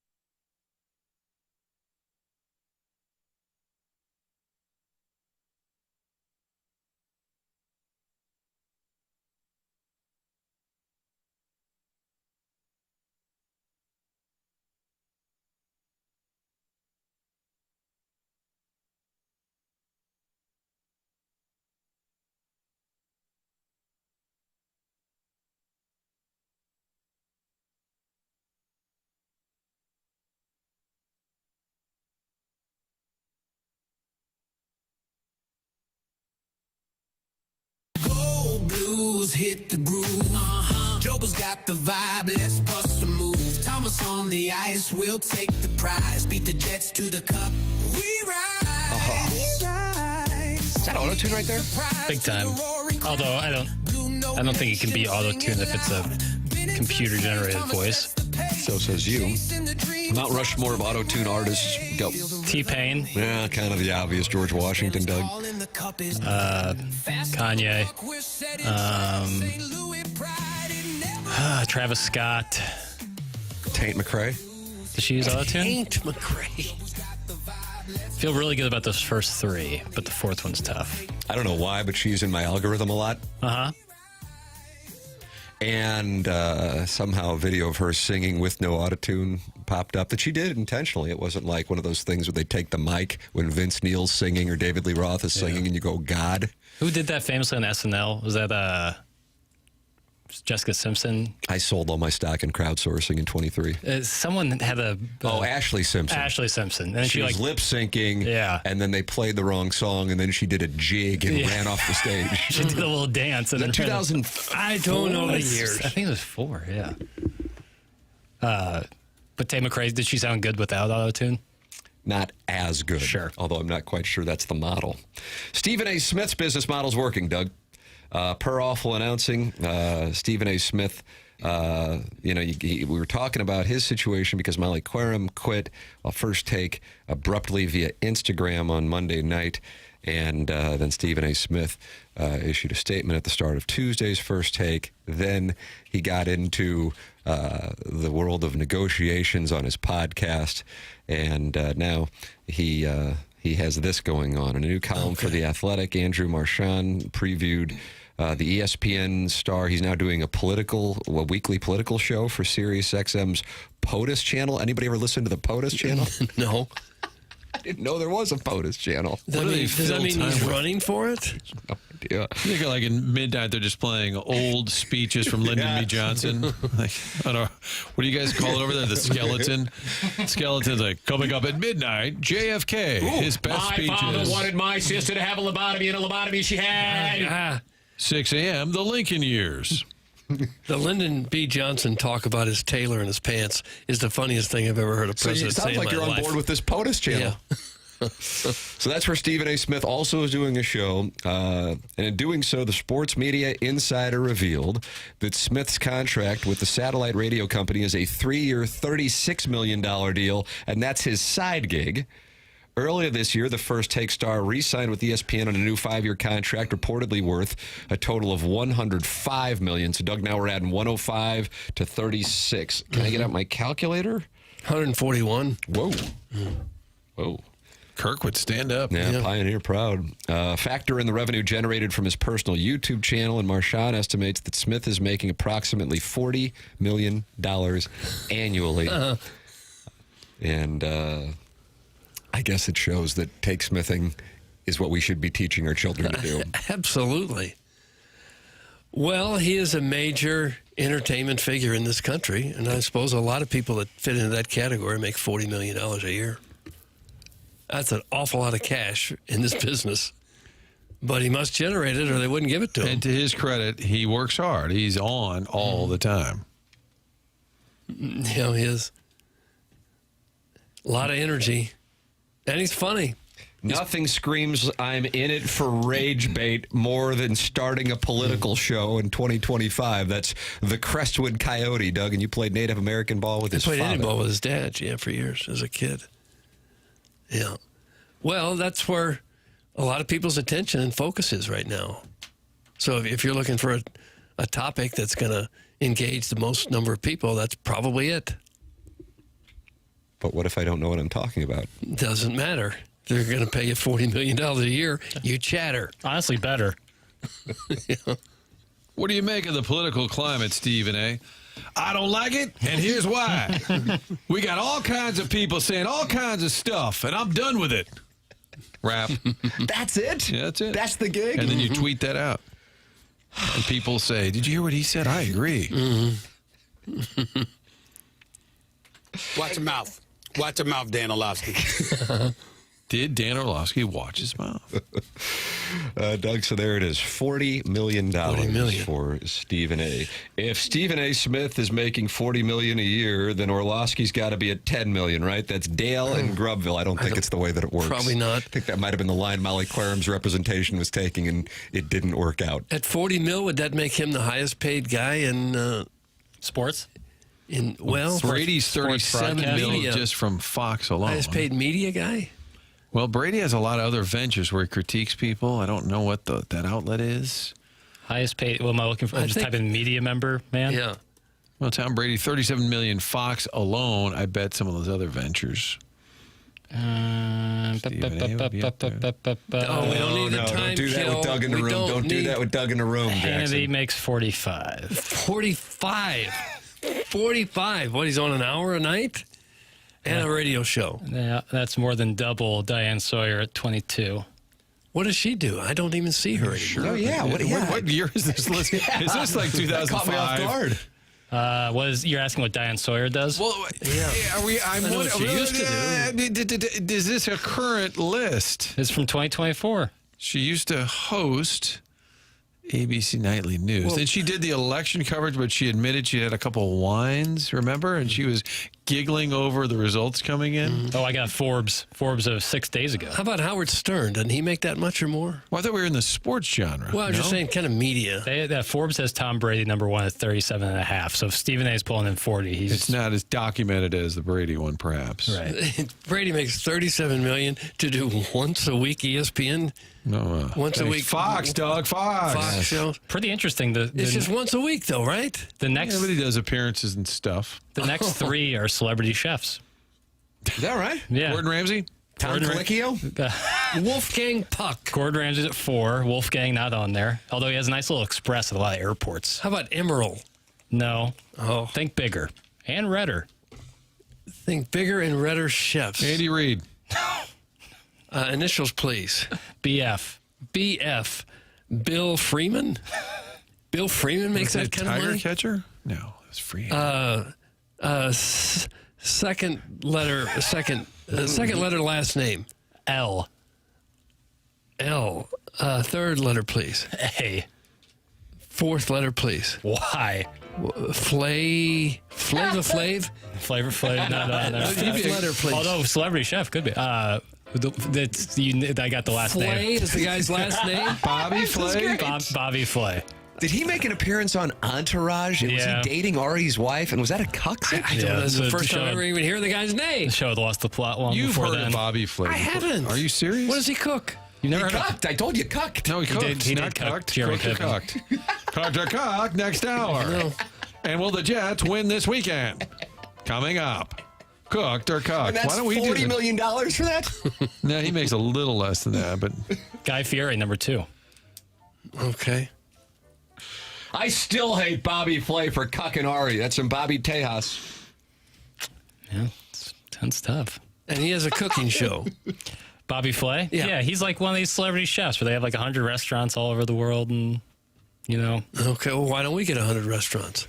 I can't Yes, we cook. could. I can't cook. Chairman Kurt's quite the cooker. Yeah. And then Gordon Ramsay's at 4. He you know makes the that same Barry Weinberg, who was the Cardinals trainer for many years, he was friends with Bobby Knight. That's how the skipper met Bobby Knight, was through Barry Weinberg, because he'd been at Indiana. He wrote a book, how he never cooked. He was a career bachelor, and he ate out every single meal. And I guess if you're with a pro sports team, you're in a lot of hotels, you're traveling. So it does come. freebies. It comes a little bit naturally, or you get a stipend when you're on the road. I saw him like a couple months ago. I said, "Still eating out?" He goes, "Still doing it." Like has never. He swears he's never made a meal at Even home. breakfast? That's what he says. Look it up. Wouldn't that get tiring? I don't know. I think I could be talked into that for like lunch or dinner. Every day. But yeah, if I wake up slowly, I don't want to think I got to go to IHOP to get something to eat. All right, let's hear a surprise guess. Let's see, Barry Weinberg, so Doug can ask him about breakfast. Second question. Second question might be an issue. Doug, how many pan coins you got, bitch? Yeah. It would get absurdly expensive too, wouldn't it? Unless you were just giving a lot of freebies everywhere. Yeah, I didn't write the book, Doug. Okay, I'm all right. Jesus. I'm just interested in it. I'd like to see know his to be schedule. true. I do like logistics, so I'd like to see his schedule.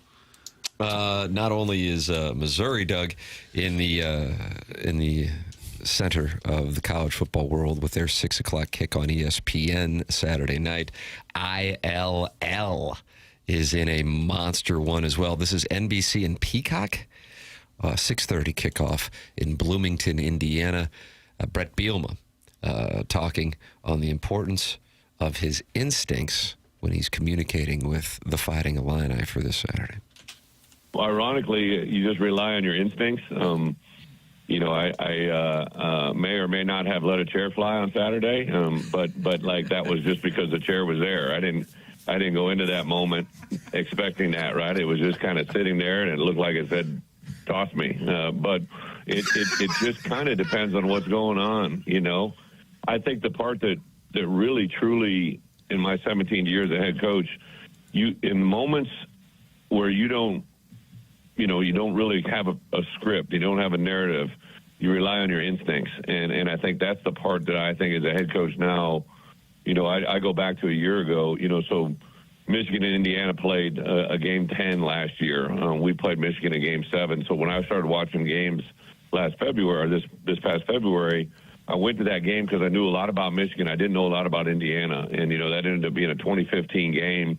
So I really looked at that game. What it also made me think about when you just asked this question, last year against Michigan at halftime, I didn't say one thing to my offensive or defensive coordinators. I knew there was a play that I wanted to run on punt. We ran a fake punt in the second half.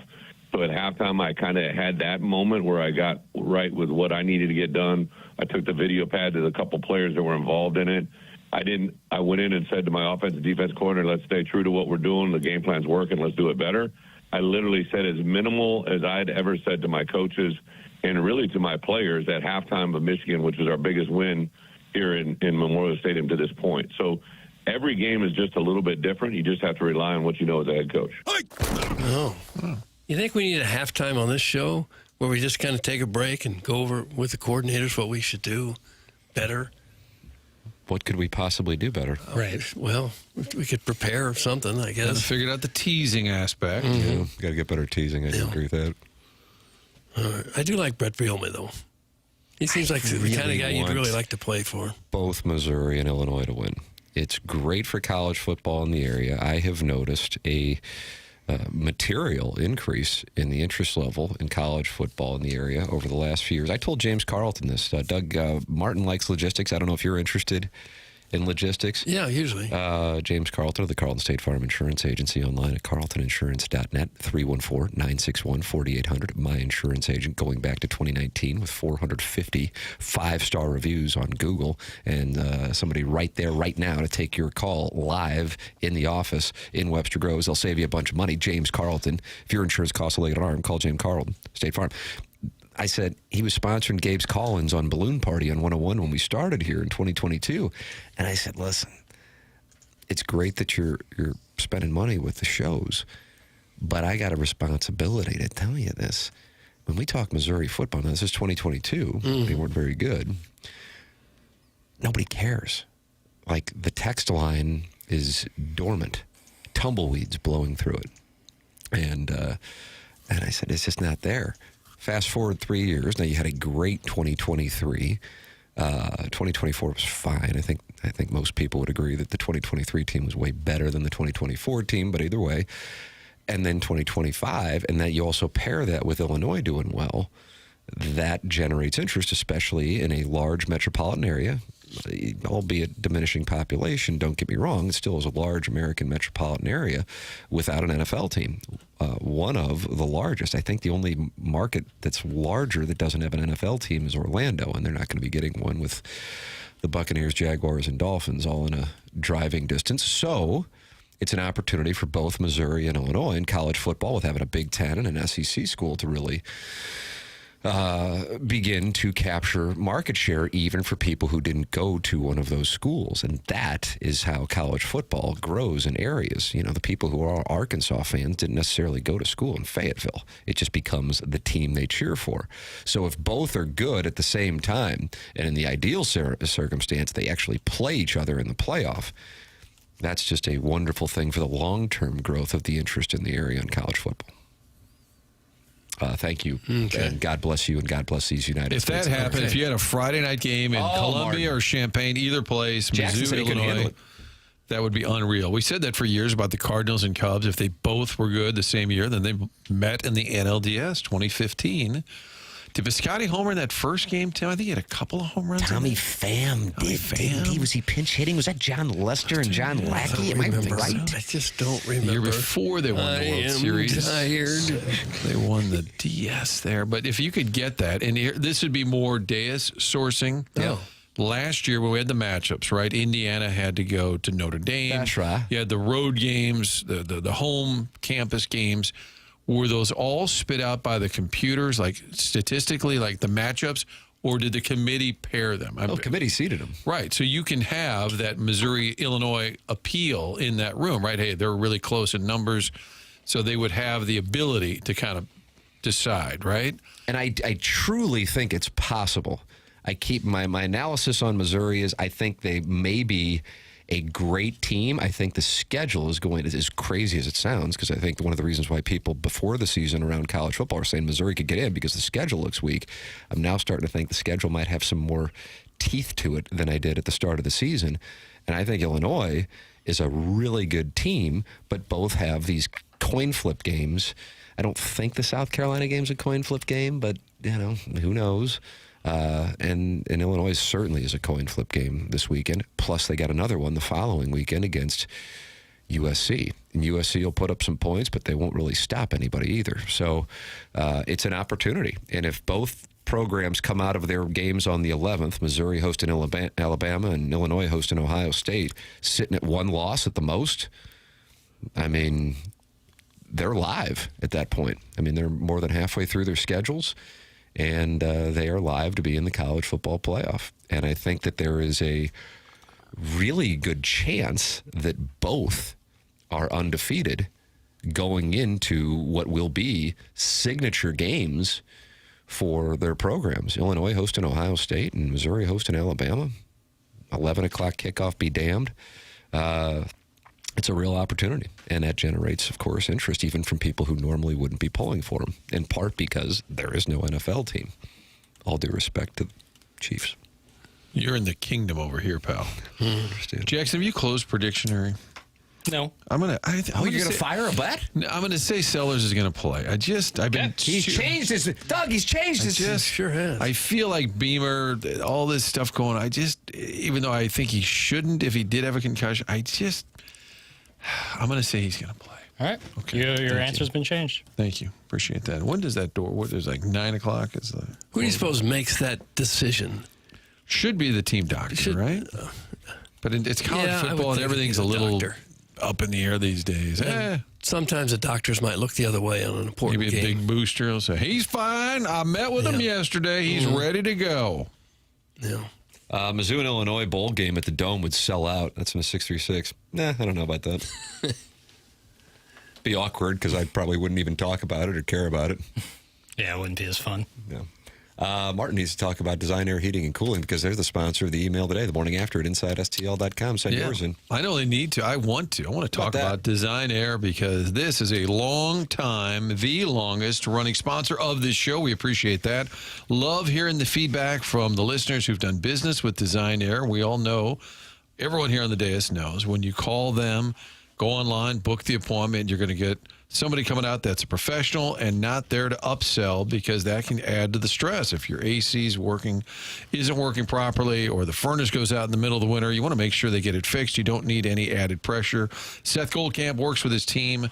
They get it. They absolutely get it. So when you have Design Air service in your home, they will get things fixed. They'll do it right. And if there's any issue, They're going to be around for another year, another decade, another 100 years. They've been around for more than a century already. So get that appointment online, designerservice.com.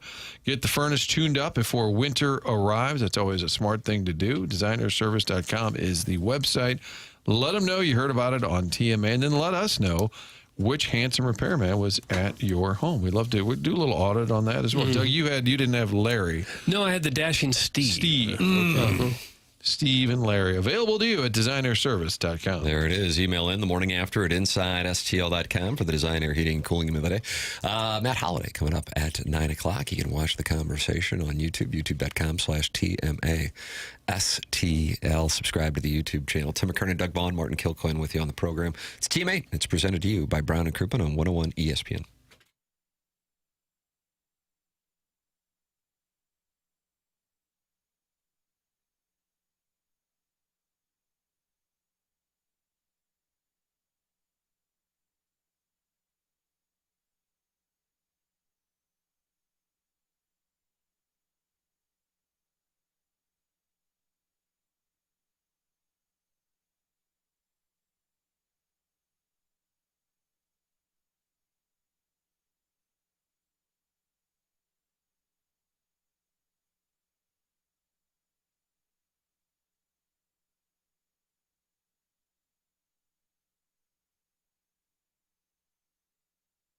Together Credit Union, a great local organization, and they also have fun with things. They brought you the Zoo debit card, the City SC debit card. They also have a thing called high yield checking. They launched this. It's Empower Checking. That's the special high yield checking account designed for you at Together Credit Union. With Empower Checking, you get above market interest. That's on the money that you keep in your day-to-day checking account. That interest is paid each month. A checking account that rewards you for your balances and not the activity. You can apply by going online, togethercu.org. Stop by any of those 14 local St. Louis branches. Work directly with one of their amazing member advocates. So the same folks who brought you the Zoo debit card, the City SC debit card. Great mortgage options like the community contributor mortgage. You can also do the high yield checking. It's Empower Checking. Find out more online. Go see them. Get paid to save with Empower Checking. Visit togethercu.org/empower for full terms and details. Membership eligibility required. Together Credit Union is federally insured by the NCUA.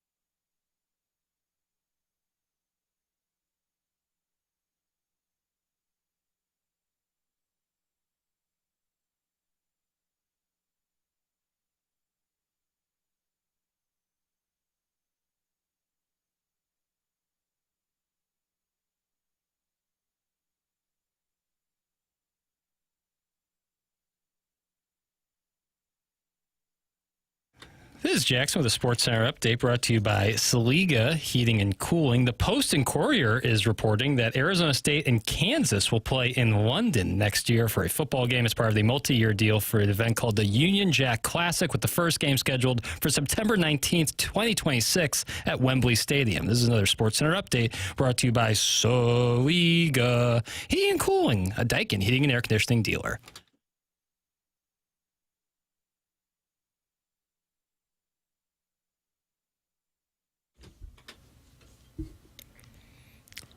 Doug, you want a T-Pain? You got him. Good. It's about time. I don't know why it took this long. Yeah, Jackson, that's not good. We were just talking about auto-tune. And this is the George Washington on the Mount Rushmore of auto-tune. It's TMA 101, ESPN. Tim McKernan, Doug Vaughn, Martin Kilcoyne with you. Matt Holliday is joining us here in a matter of moments. Adam Schefter, Doug, he got into a bit of a radio war. Did he? Yeah. Is this on a Philadelphia station? I believe so. Uh-oh. Boy. They're banty there. Let me confirm. I believe that to be the case. Well, why don't we play the audio, and while the audio is playing, you can look up the, I think it was 97.5, The Fanatic? Bingo, Tim. That's a Philadelphia station, Doug, and they're not happy when he's not happy with the tush push. Okay. You said the game was won on Get Up. You said the game was won because of the tush push. That was not fact. And you just said it was fact again. It wasn't won because of the tush push. It was one of the factors involved in that game. You didn't They could say not that. Stop that play. Oh, okay. Well, you know what, John? I'm not going to go into Get Up when I got 20 seconds. Well, they did this and they did that and they did this. Well, weren't they bigger? Okay, were they bigger factors or were they less factors? Because I think Travis Kelce and that interception was a bigger factor in the Chiefs losing than the tush push. Andy Reid twice going out of character was a bigger decision. Butker missing a field goal was a bigger than the tush push, which accounted for 5 yards in the game. John, fine. What does that have to do with my opinion on the tush push? Again, people are mistaken. So I'm not giving the Eagles flowers for making other plays? Okay, good. They did make those plays. Again, bravo. Excellent. They won the game. Great job. Okay, but people feel cheated that I didn't salute them for stopping them on 4th and 1 or coming up with a big pick. I'm just talking about the tush push and the ire it's raised across the league and across the country. People all worked up. I've never been one that's been worked up about it or against the play. We absolutely have backed you on that. Andrew and I backed you on that completely. Okay. He's really fired up about that. John Kincaid of 97.5, The Fanatic. Johnny Kincaid. Yeah. There can be two different discussions going on there. One is that the Eagles probably beat them without the tush push, and the other is, should we still be allowing the tush push, especially when some of the offensive linemen fire off before the ball's even snapped. I was watching Jason Kelce talk with Travis Kelce about it as a former Eagles offensive lineman. Travis just faced the team. And he said, the thing about it is it's such a split second, and with the nature of the play, it would be really tough to see it. But the one on the goal line was pretty egregious and could have been called. And then Travis, to his credit, goes, the thing is, man, officials miss calls all the time. And if anything, he was harder on himself about his dropped ball that led to the interception. So, yeah, I mean, you see like tackles. That's a pro's pro right there. Mm-hmm. Tackles drop that outside foot early all the time, especially in the NFL. I see it a ton in the NFL where those outside tackles they just drop the foot. That's a relatively recent phenomenon. Yeah. Only thing I don't like about Mr. Swift is that he doesn't talk locally, but then goes on his podcast. If you're a Chiefs fan upset about that loss on Sunday, I agree with that part. I think he should have talked. I agree with you. I share your opinion. I wonder if that's going to be more commonplace as more athletes have their own podcasts. They'll just be like, yeah, I'll set my own narrative. You're a reporter in there. What happened on the bigger? Yeah, man, hit me up on the pod. That's kind of what Pat Bev did once. It didn't play well. Doug, Pat Bev did that, Doug. Chicago native. Yeah, it didn't NBA play player. well, did it? No, it sure didn't. Hit me up on the pod. I wish the media in this town acted like that. Show some passion, you monotone weirdos. Stop it. Doug, that's from Choke Artist 1.6, which I believe is a name paying tribute to the Blues' unfortunate demise in Manitoba. Okay. Who should we be screaming at? Holliday? Just somebody. Somebody's got it coming. All right, don't tell Holliday, but I'm just going to attack him for a bad strikeout in 2010. Even if the Eagles don't do the tush push, they probably, even if it were outlawed, they probably still find a way to make 6 inches. Right. And now they're all arguing about Jalen Hurts. Well, he didn't have to do much. They just keep winning. Oh, for God's sakes, this is so stupid. Matt the Bat is going to join us coming up as we get underway in the Mark Hanna Evergreen Wealth Strategies 9 o'clock hour. Matt Holliday with his weekly appearance on TMA. Next, this is the Morning After presented by Brown and Crouppen on 101 ESPN and the TMA YouTube channel.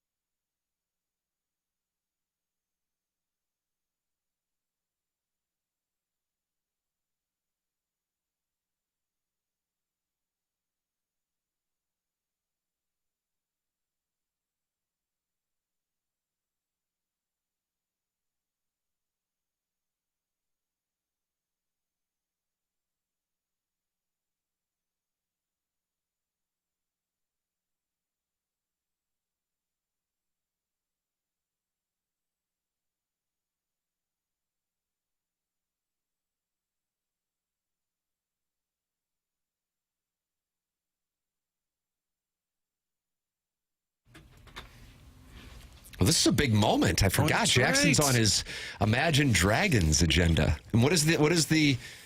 I just asked the question yesterday, do people like Imagine Dragons?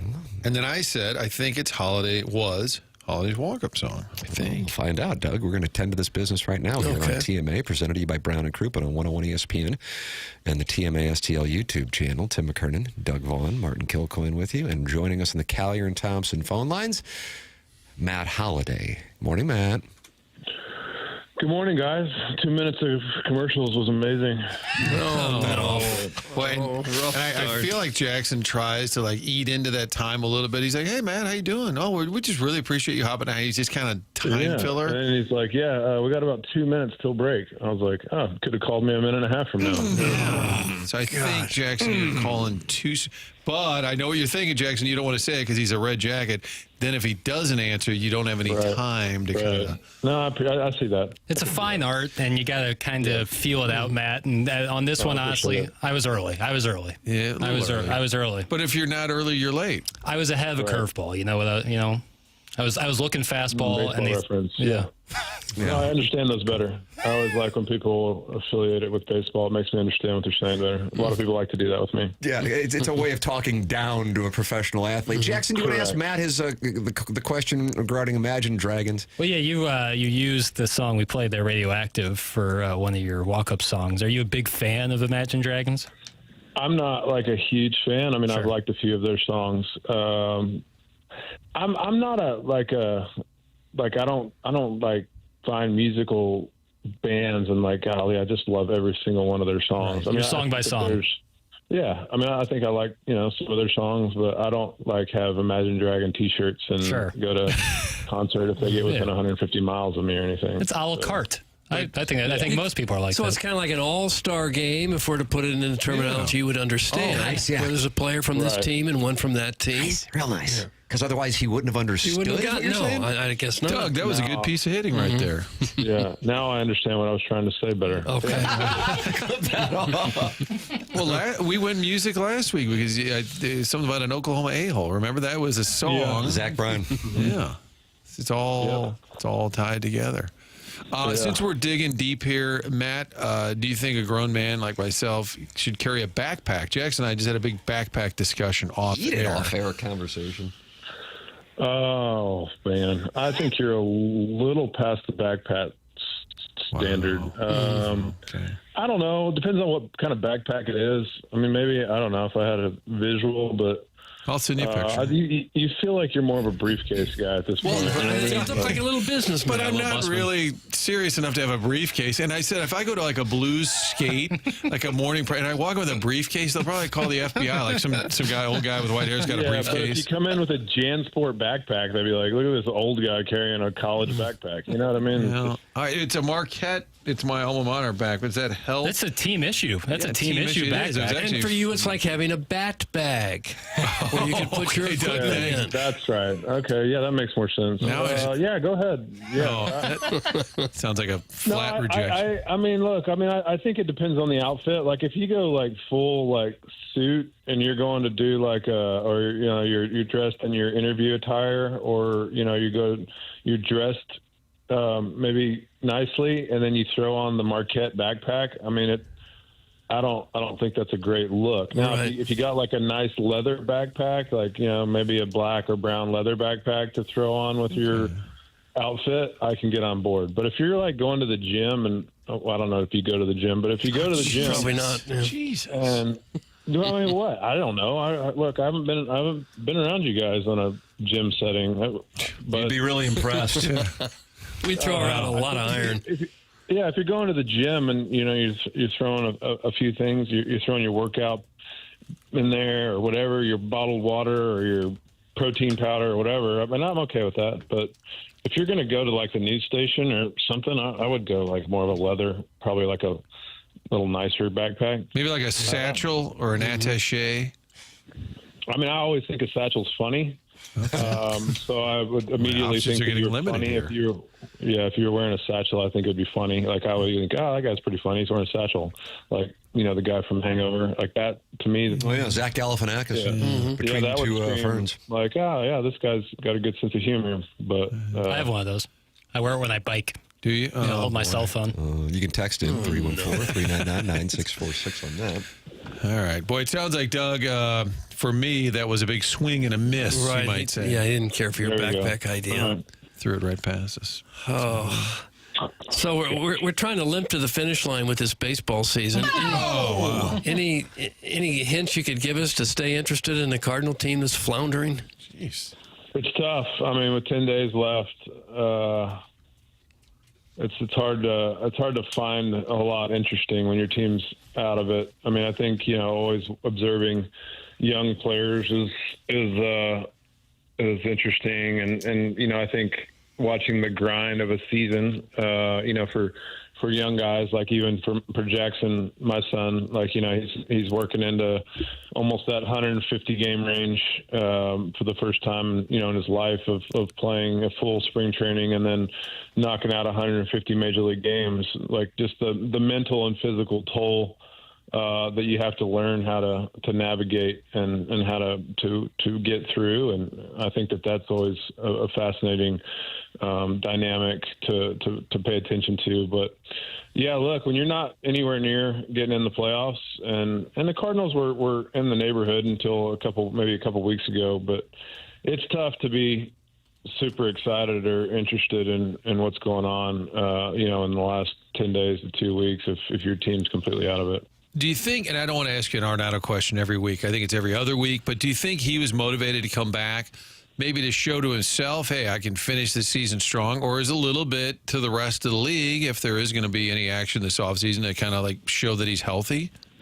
No, I think it just is who he is. I mean, he just loves baseball, and he's constantly working towards the next game. And so I think that's something about him that I admire and appreciate is that, like, he is on the go for whatever is next as far as baseball goes. And so as soon as the season's over, I think he already even talked about it, where he's ready to kind of try to dive into getting back to who he is, and as a hitter, and very, kind of disappointed in the season, and, some health stuff and just the performance stuff. And so I think who he is as a competitor, as a person who loves baseball and loves to work at it.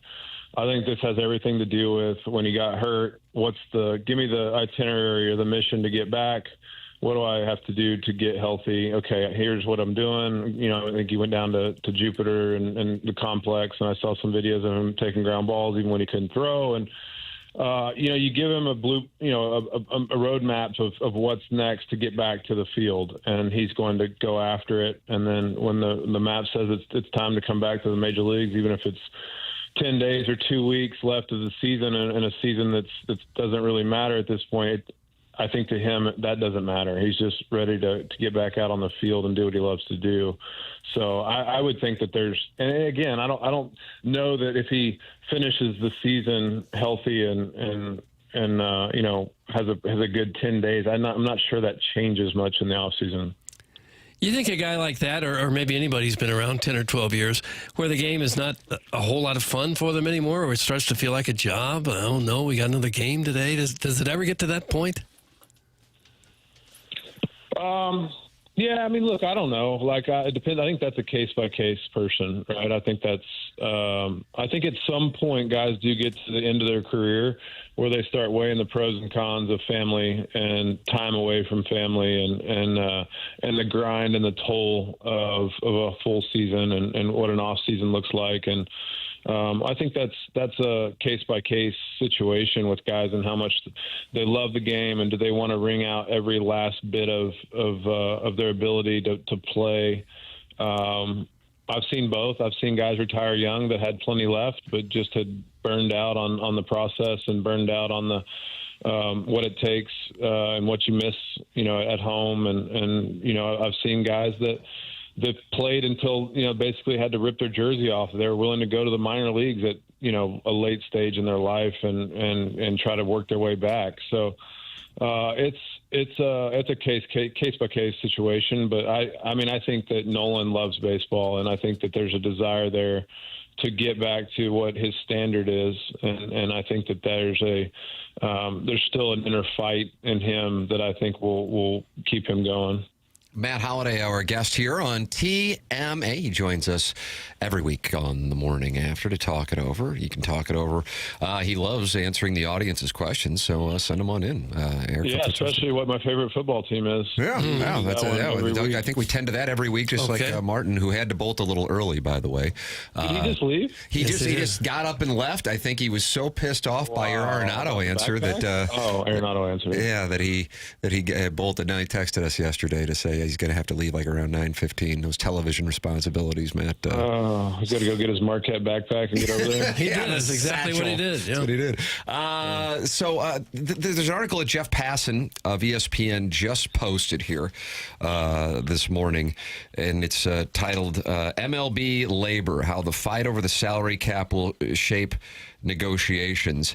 And it highlights the digging in of ownership on the cap. And he writes, MLB wants a salary cap, and between now and December 1st, 2026, when the current CBA expires, those two words, which owners regard as a necessity and the MLBPA regards as a profanity, could presage the fate of the 2027 season. Owners, sources have said, have not yet decided whether they will take the biggest run at the implementation of a cap since '94, when the union's refusal to budge on the matter led to the cancellation of the World Series. I know we have discussed this with you in the past. The reason I bring it up now is in part because of Passan's column, which is recommended reading for our audience, but then also because I think there are some Cardinal fans who are thinking that the organization, and there's a real dislike in the area for John Mozeliak, that once he is out, that the Cardinals and Chaim Bloom will begin to be aggressive. And it's my opinion that the Cardinals will probably not take that route, and one of the reasons will be the uncertainty facing the game beyond the 2026 season. What is your opinion on that? I do think that there's a lot there. I mean, I think that there is certainly owners that are putting business on hold. That this is a certain again, I don't know. Look, we have the the luxury tax that is certainly, I think, acting as a cap for a lot of teams. I mean, look, the Mets and the Dodgers and some of these teams that have owners that have money where they don't mind paying the tax. Like they certainly have shot past the threshold of what the cap they tried to create with the luxury tax.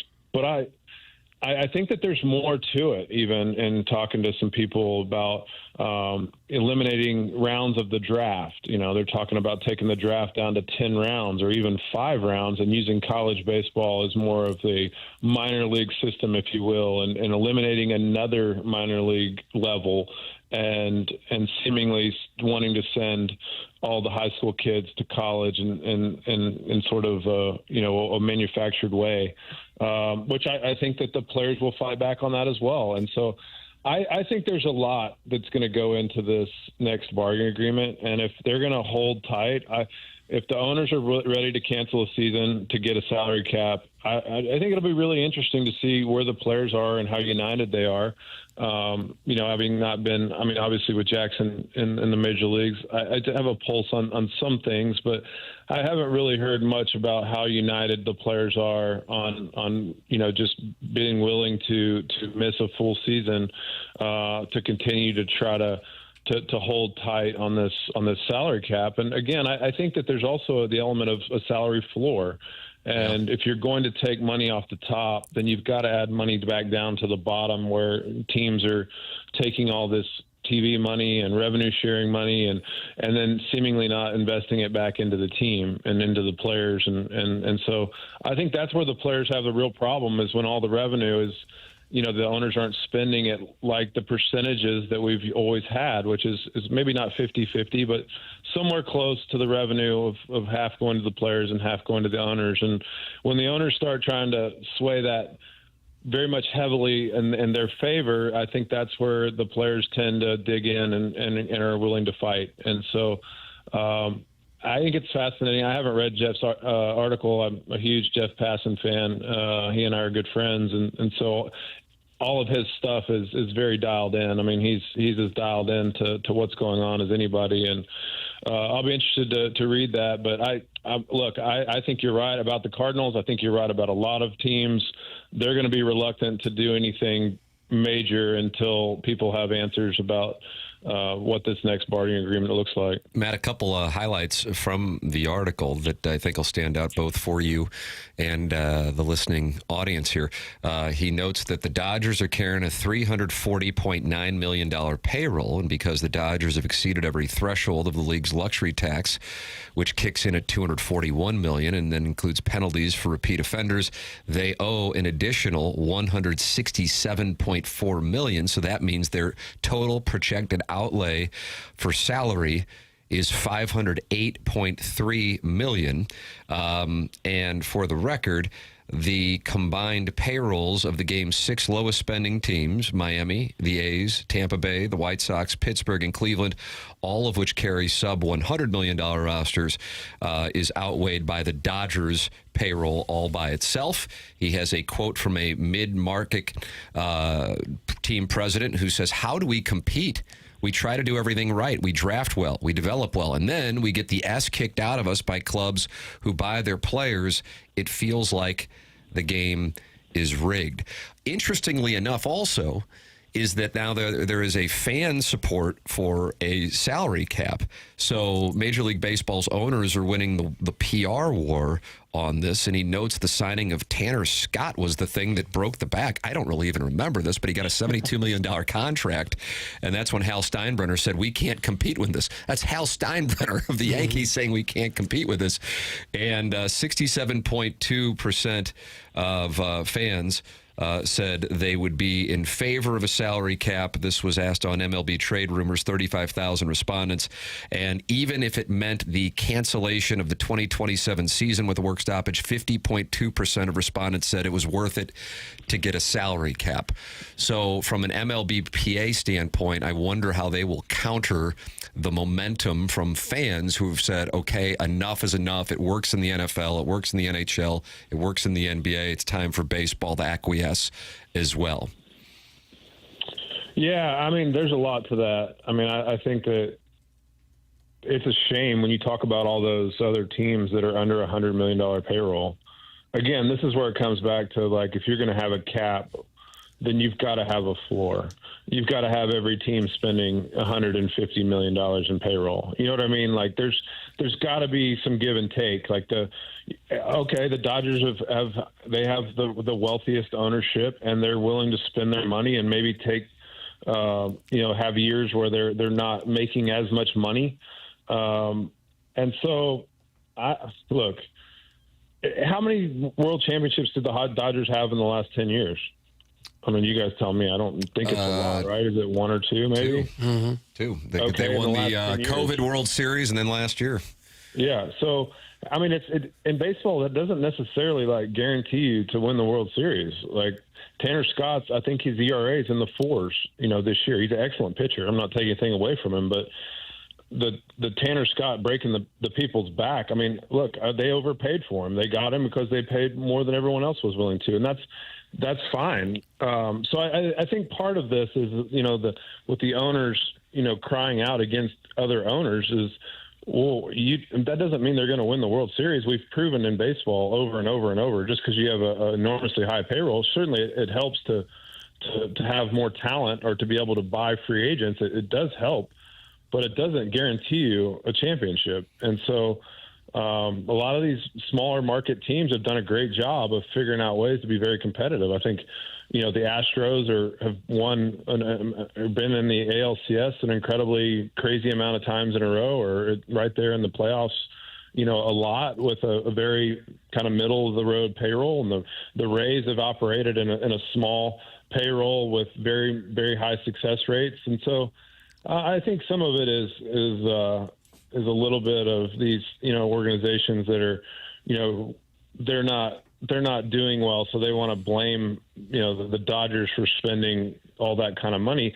And I don't know, you guys might know, where does this luxury tax money that they have to pay, the penalty, where does that 100 and whatever million you said that the Dodgers owe, where does that go?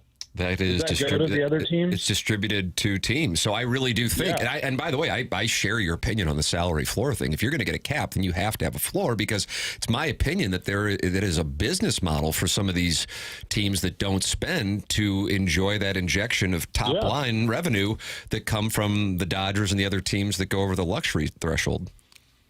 And look, the Dodgers know that it's worth it, right? They wouldn't spend this money. It's not all about winning. They know that Shohei Ohtani brings fans to the stands, right? Having superstar players from Japan knows that their market and their viability in Japan and Asia is going to make all that money back.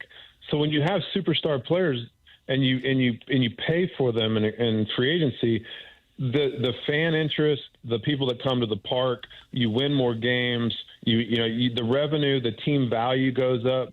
So they're not dumb business people. They know that if they sign Shohei and they sign Yamamoto and they sign Sasaki and they sign, all these guys, and they know that it comes back around. And so I'm sure, with Shohei, they probably already made that contract back. And what they're able to do by marketability in both LA and Asia.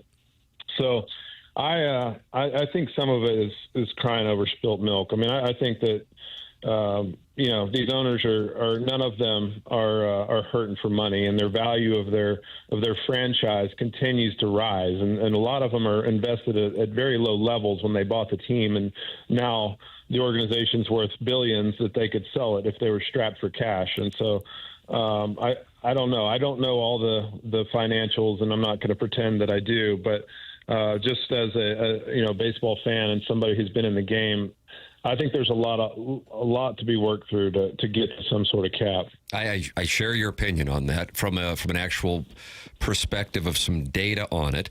Your top 7 payrolls at the moment: Dodgers, Mets, Yankees, Blue Jays. That probably would surprise some people. The ALS leading Blue Jays, Phillies, Cubs, and Padres. And all 7 of those teams will go to the playoffs. One of the things, and I know you'll occasionally be listening to the show against your better judgment, you've probably heard me complain about the Major League Baseball playoff format.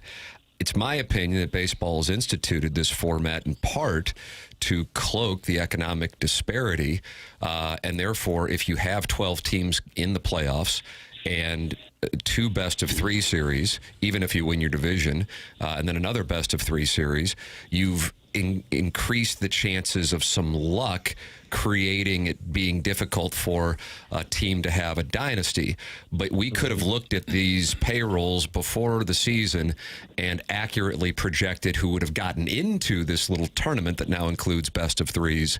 And that is, I think, the big issue. Just like we can look at the bottom payrolls, to your point, and go, okay, who's last in payroll? The Nationals, then the Marlins, then the White Sox, then the Rays, then the Guardians, A's, Pirates, Rockies, Twins, Orioles, and that's your bottom 10. And I don't believe any of those are going to get in unless I'm missing one. I know Cleveland's kind of lurking, and Tampa always is kind of lurking, but they're going to be on the outside looking in. The Brewers would be this year's example of an outlier at 18, or 16, I'm sorry. Cardinals, for the record, are at 18. So the payroll does help you get into the tournament. It's no assurance of a world championship, but therefore, if you're in the tournament, you got a shot. So my question would be, what are your thoughts on the format of the playoffs? Yeah, I mean, I'm with you. Like, I think that they've tried to create with more layers of what it takes to win a World Series. That you certainly aren't guaranteed. When you play a best 2 out of 3, anything can happen. Like, it's literally the best team doesn't always win, or the most talented team doesn't always win. And so I think that's part of it. But look, they want more playoff games, and they want more playoffs. Why? Because it makes more money. Exactly right. Exactly right. And so it continues to be pushed towards making everybody in the league more money, which is fine. But then you have those teams that you just talked about that aren't spending any money. And so it's like, again, we can talk about the salary cap and how much money the Dodgers are spending and how much the Mets are spending, but let's talk about how little all those other teams are spending. And what their fan base is going, what the heck? We never do anything. We never sign any free agents. We never, and how much are they investing in their scouting and their coaching and if you're not going to play with the big boys in free agency, then why are you not paying your coaches more? Or why are you not having better development or spending millions instead of hundreds of millions to try to make your franchise better? And I don't think that I don't think that these teams are doing that either. So I don't know all the specifics, but it certainly seems like if we're gonna push, talking about expansion, and the league seems to have a big agenda with a lot of things that they're going to bring to this one, CBA. There's going to have to be give and take. You can't just walk in and say, hey, yeah, we're moving the draft to 5 rounds. We're going to add 2 teams. And, oh, by the way, we want a salary cap. And the players are supposed to just go, oh, okay. You want to totally restructure everything and, without any give and take. And I think that's where it's going to be an interesting negotiation. If the owners were to agree on a floor that was reasonable, I'm not sure what that would be, $100 million, $120 million minimum payroll, you think then the players might be more likely to accept a cap? I mean, I think if you start threatening lockout full season and the players believe it, I think if the players believe that there's a chance that they could miss a whole season, I think they would tend to listen if you told them that there was a cap, a floor, right, that would take the revenue that's going to the players to a similar place that it's been in the last 3 or 4 or 5 years. So I think that would be the only way. I think that you could get them to maybe agree to a cap would certainly be to show them the economics of getting it closer. Do you think it would have an impact on fan support? I mean, when that was going on in '94, you hadn't begun your career, right? I mean, you were 14. Still, you're a young guy at that point. So that was one of the things that we heard about '94, '95, that McGuire, Sosa, that brought fans back. But at the same time, I realize you could be taking some significant steps backward and alienating people, but I almost feel like for the game's long-term health, it actually might need to happen. I don't know. What do you think on that as a guy who not only played at the level you played, but has kids in the game now? Yeah, I think that, again, I'm not an economist, but I think the game is doing pretty well. I think that these organizations, the evaluation of what their franchises are worth continue to rise. I think with, all the gambling sites and the sports, pro sports in general are in a pretty good place. Now, if you have fans that think that their team can't compete because of the giant salaries that the Dodgers or the Mets or some of these teams are handing out, and they want a more of a level playing field for competition and for their team to have a chance to win, then I can get on board with that. But to somehow pretend that there's owners, that are leaking money and they're just, they can barely stay afloat, I think that's not true. And so some of that I think is perception that they're trying to create. And then I think that, I don't know. I don't know if I don't want there to be a season, dismissed over this. I think that there's middle ground to find. And even if it came to a floor and a cap, and then, you negotiated some of this other stuff, they wouldn't be looking to add 2 teams if there was somehow like this, bad economic system that we have to get corrected next year. Like that the teams can't survive if we don't do this or do that. I mean, you wouldn't be so, we're going to add 2 teams and we have cities lined up and we have ownership groups lined up to buy teams or to have a team if it was such a kind of uneasy economic time. And baseball is targeting expansion here within the next few years, and a number of markets are interested in teams.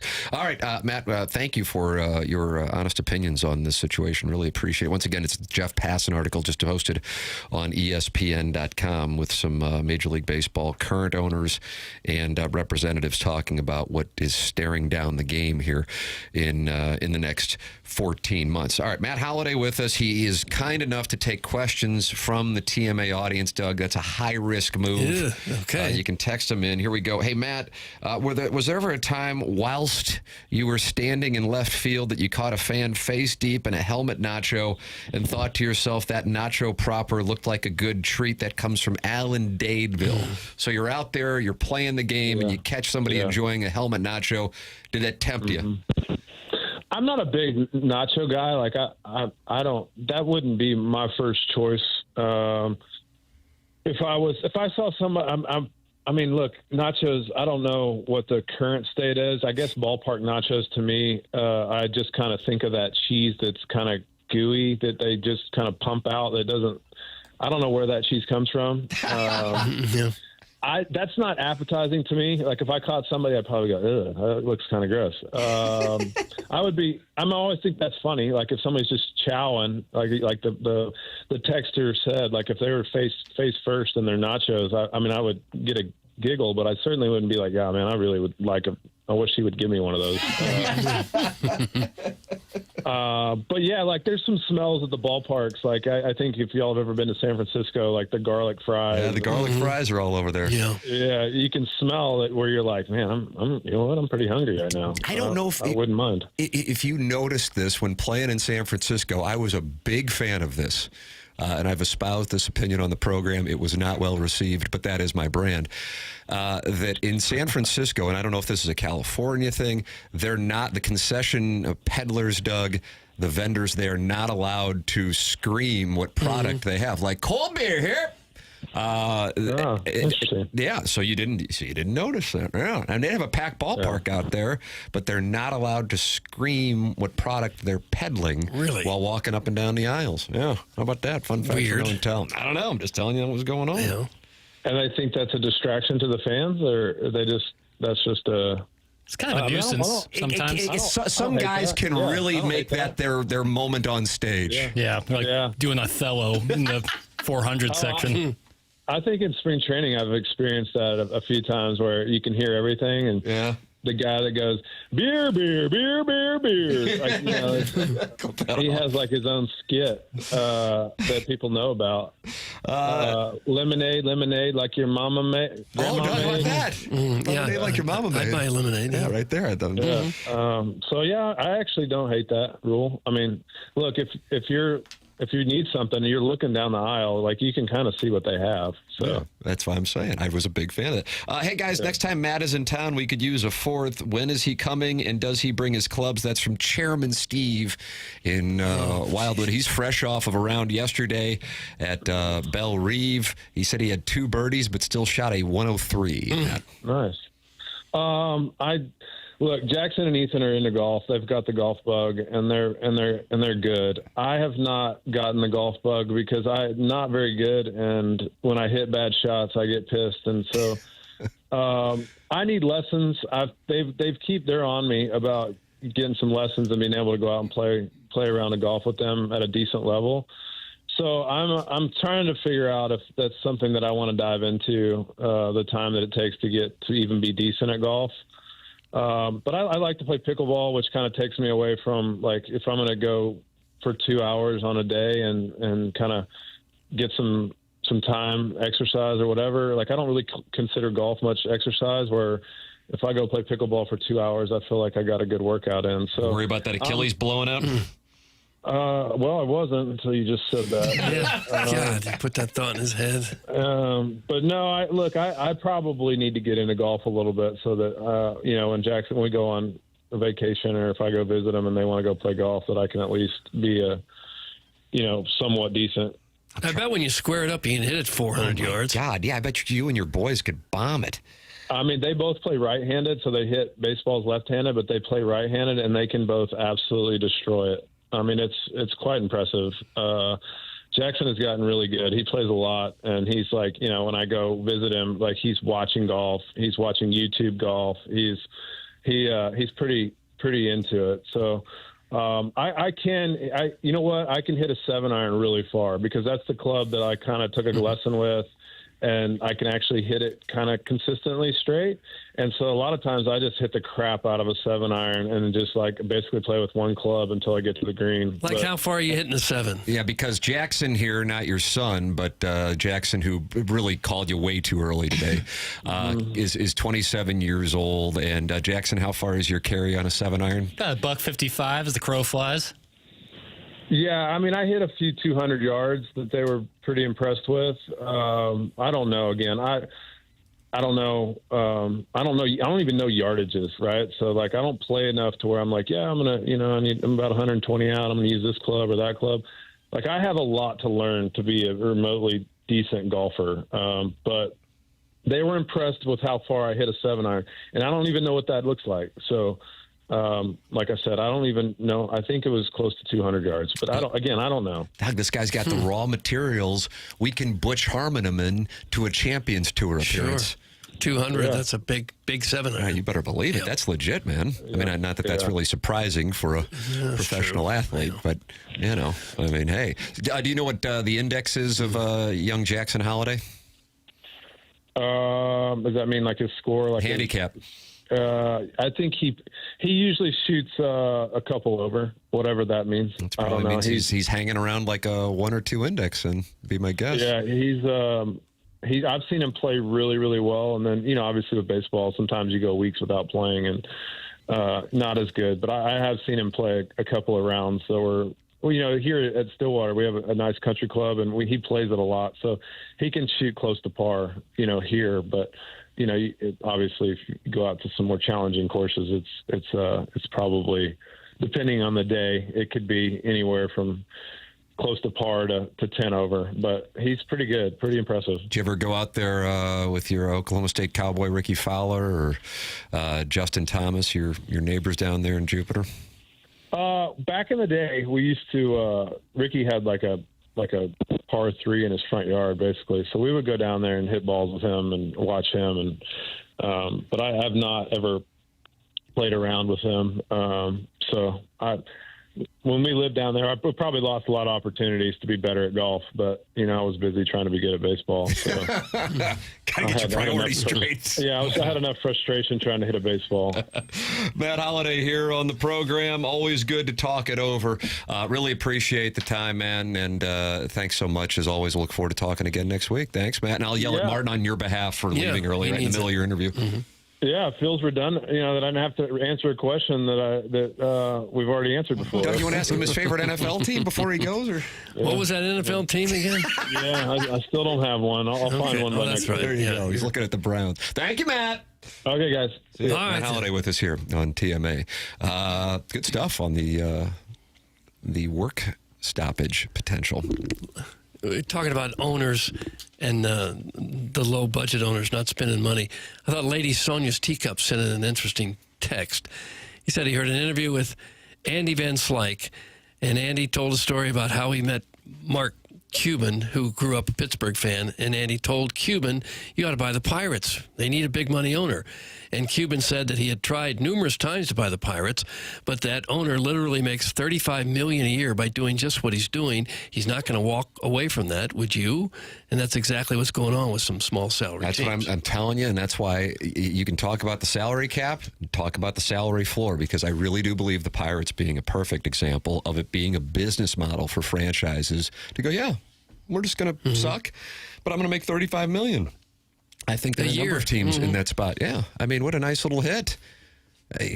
Got the team here for 12 years. There's nearly $500 million. What a nice little business model.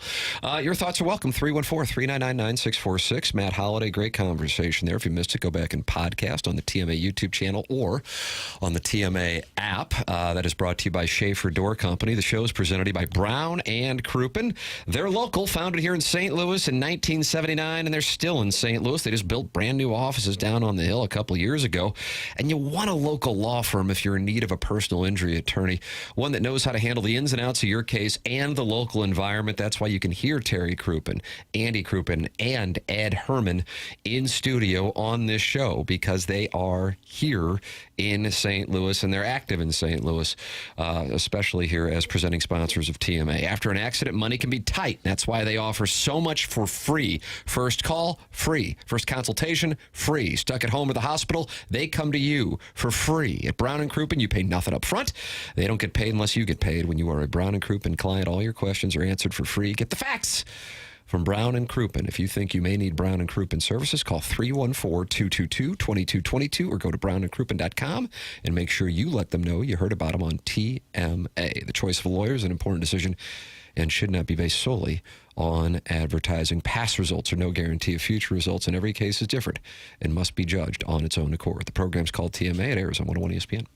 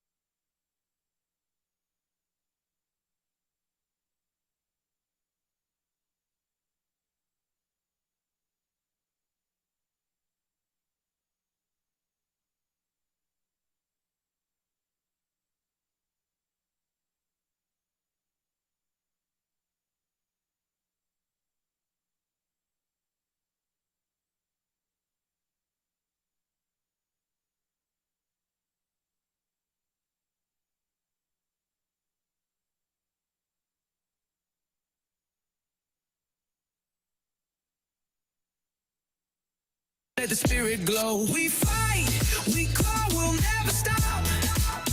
Stanley dreams will reach the top. Jobu's got our back, believe the plot. Blues on fire, yeah, we're red hot.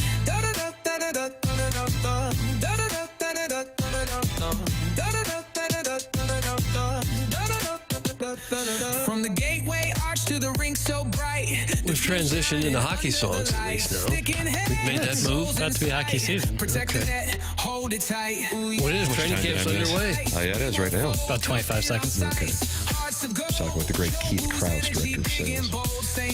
I'd like to apologize to the audience. I'm going to take some time away and reflect. Yeah. When you're away too long, you need to take more time to reflect. Right. I will be gone next, what is it, Jackson? Friday and then Monday, Tuesday. Next Friday. This is where I draw the blinds in Las Vegas. Right. Oh, that's right. That's right. Watch the Ryder Cup. Might go down and play some poker here and there. Yeah, I'm just going to 3-bet tourists. I'll be honest with you. And then when they 4-bet me, I'm sorry, I'll be 5-betting. Yeah. And if they come over the top at that point, I lay it down. And then some guy in his 80s is going to play all erratic and take all your money. Yeah, King 7 offsuit. Can't go to dinner tonight, sister. What are you looking most forward to dining upon? It's a great question, Chairman. There is a restaurant out there called Kabuto. Doug, I'll spell it for you. Kabuto. Okay. And I enjoy sushi. I'm a meat and potatoes guy, of course. Doesn't sound like it with the sushi. But this was recommended to me, and I have never had anything remotely like it. Jackson tells me about this place called Nobu. Nobu. Oh, okay. Chicken wings and fries. We don't go on dates. Huh? Mm-hmm. Nobu. Oh, that's in Malibu, isn't it? There's in Arnold. several. Malibu and Arnold? Are there two locations? Yeah, I think De Niro has one in Tribeca, but when they had the opportunity to move to Arnold, they did. It's Tribeca, Milan, Malibu, Las Vegas, Arnold. When you can dine upon that while looking at the water tower, I don't see how it gets any better. Yeah. So as good as Nobu is, somehow Kabuto puts it to shame. And I don't know how, I feel like I've gotten more emails over the years asking what the restaurant is that I talk about in Las Vegas, and it's in a random spot. Doug, a lot of massage operations in this particular part of town. Yeah. Wow, that engaged you. No, it's nice for people to get loose. It's just a little west of the Strip. It is just phenomenal. But my wife has been trying to get us in there, and it's all booked up already. I don't know what the hell's going on out there next week. I know the Bears are playing the Raiders, but usually we don't have a problem. So I don't know. And I've run into some guys I play poker with in that place. It's more of a locals place, isn't it? But anyway, just phenomenal. So that's the chairman to answer your question. It was a wonderful question. That's the answer to your question. I'm more of a meat and potatoes. Yeah, sure you are. For sure. I wonder what people in Oakland, how they feel about Las Vegas taking both the Raiders and the A's. Now, that's a nice question. The Raider brand, somehow, perhaps more than any other American sports team in the 4 major North American professional leagues, transcends its location. That is my master's thesis for here. We're talking sushi and brand recognition. So I think a lot of people who are fans of the Raiders in L.A.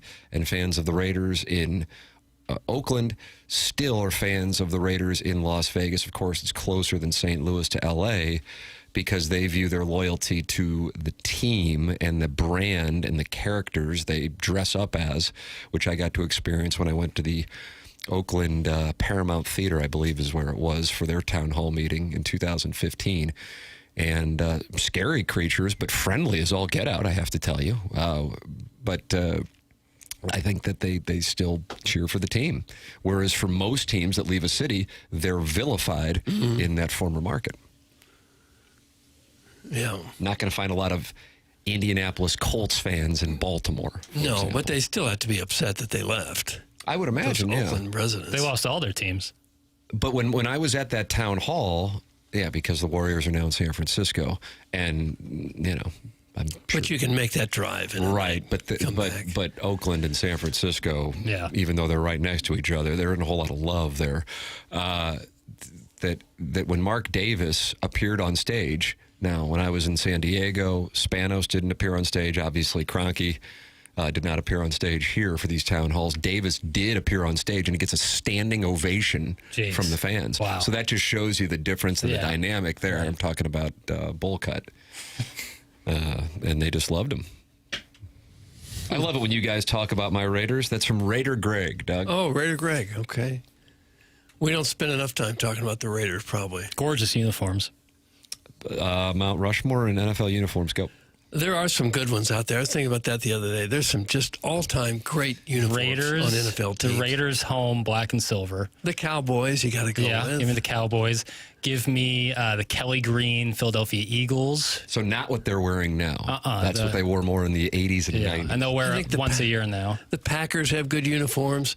Oh, you just lost Jackson. You just lost him. God, he looked at you with disdain. The Giants, when they wear that... when they wear the correct giant helmet, not the lowercase NY nonsense, when it says Giants on the side of it in bold underline. That's a gorgeous 49ers helmet. have good uniforms, I think. Getting warmer, yeah. I like that one. A lot of people in my age group are going to say the Chargers. Oh, yeah, I love the Chargers. The powder blue when they wear warm it. on that one.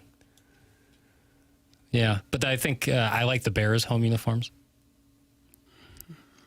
Doug's upset with you. Boy, you guys are really disagreeing over the NFC North, I noticed. Well, what about the Dolphins? What about Miami? Kind of blah. Really? Do you think they're going to get skull pounded tonight in Buffalo? Yeah. It strikes me as so obvious that I don't know what to do with it, and I still might play the Bills. Tua has looked awful. They've got planes flying over Hard Rock Stadium saying to fire... what the hell is Mike McDaniel. Mike McDaniel, thank you. Yeah. Speaking of planes, my nephew did the flyover at the LSU Florida game. He was is that right? one of the pilots in the Holy in the Jets. crap. Yeah. That's awesome. It'd been a fun thing to do, wouldn't it? Yeah, absolutly. That's super cool. What did he say? Did you get a chance to talk to him? I haven't talked to him, no. That's your brother's son? No. Sister-in-law. I didn't think I'd be so... Sister-in-law's son. Got it. Well, that had to be cool, going over Death Valley on a night game. Yeah, I would Gators. think that'd be a lot of fun. Doug, my wife is from Malibu. She fell and hit her head and moved to St. Louis and married me. And she likes when Tim and Welly come over to play. Can we talk sex, please? That's from the recovering alcoholic from Belleville and Webster Groves. You suspended him yesterday and you tariffed him? 8%, yeah. I dropped it 2% because he's been a sponsor.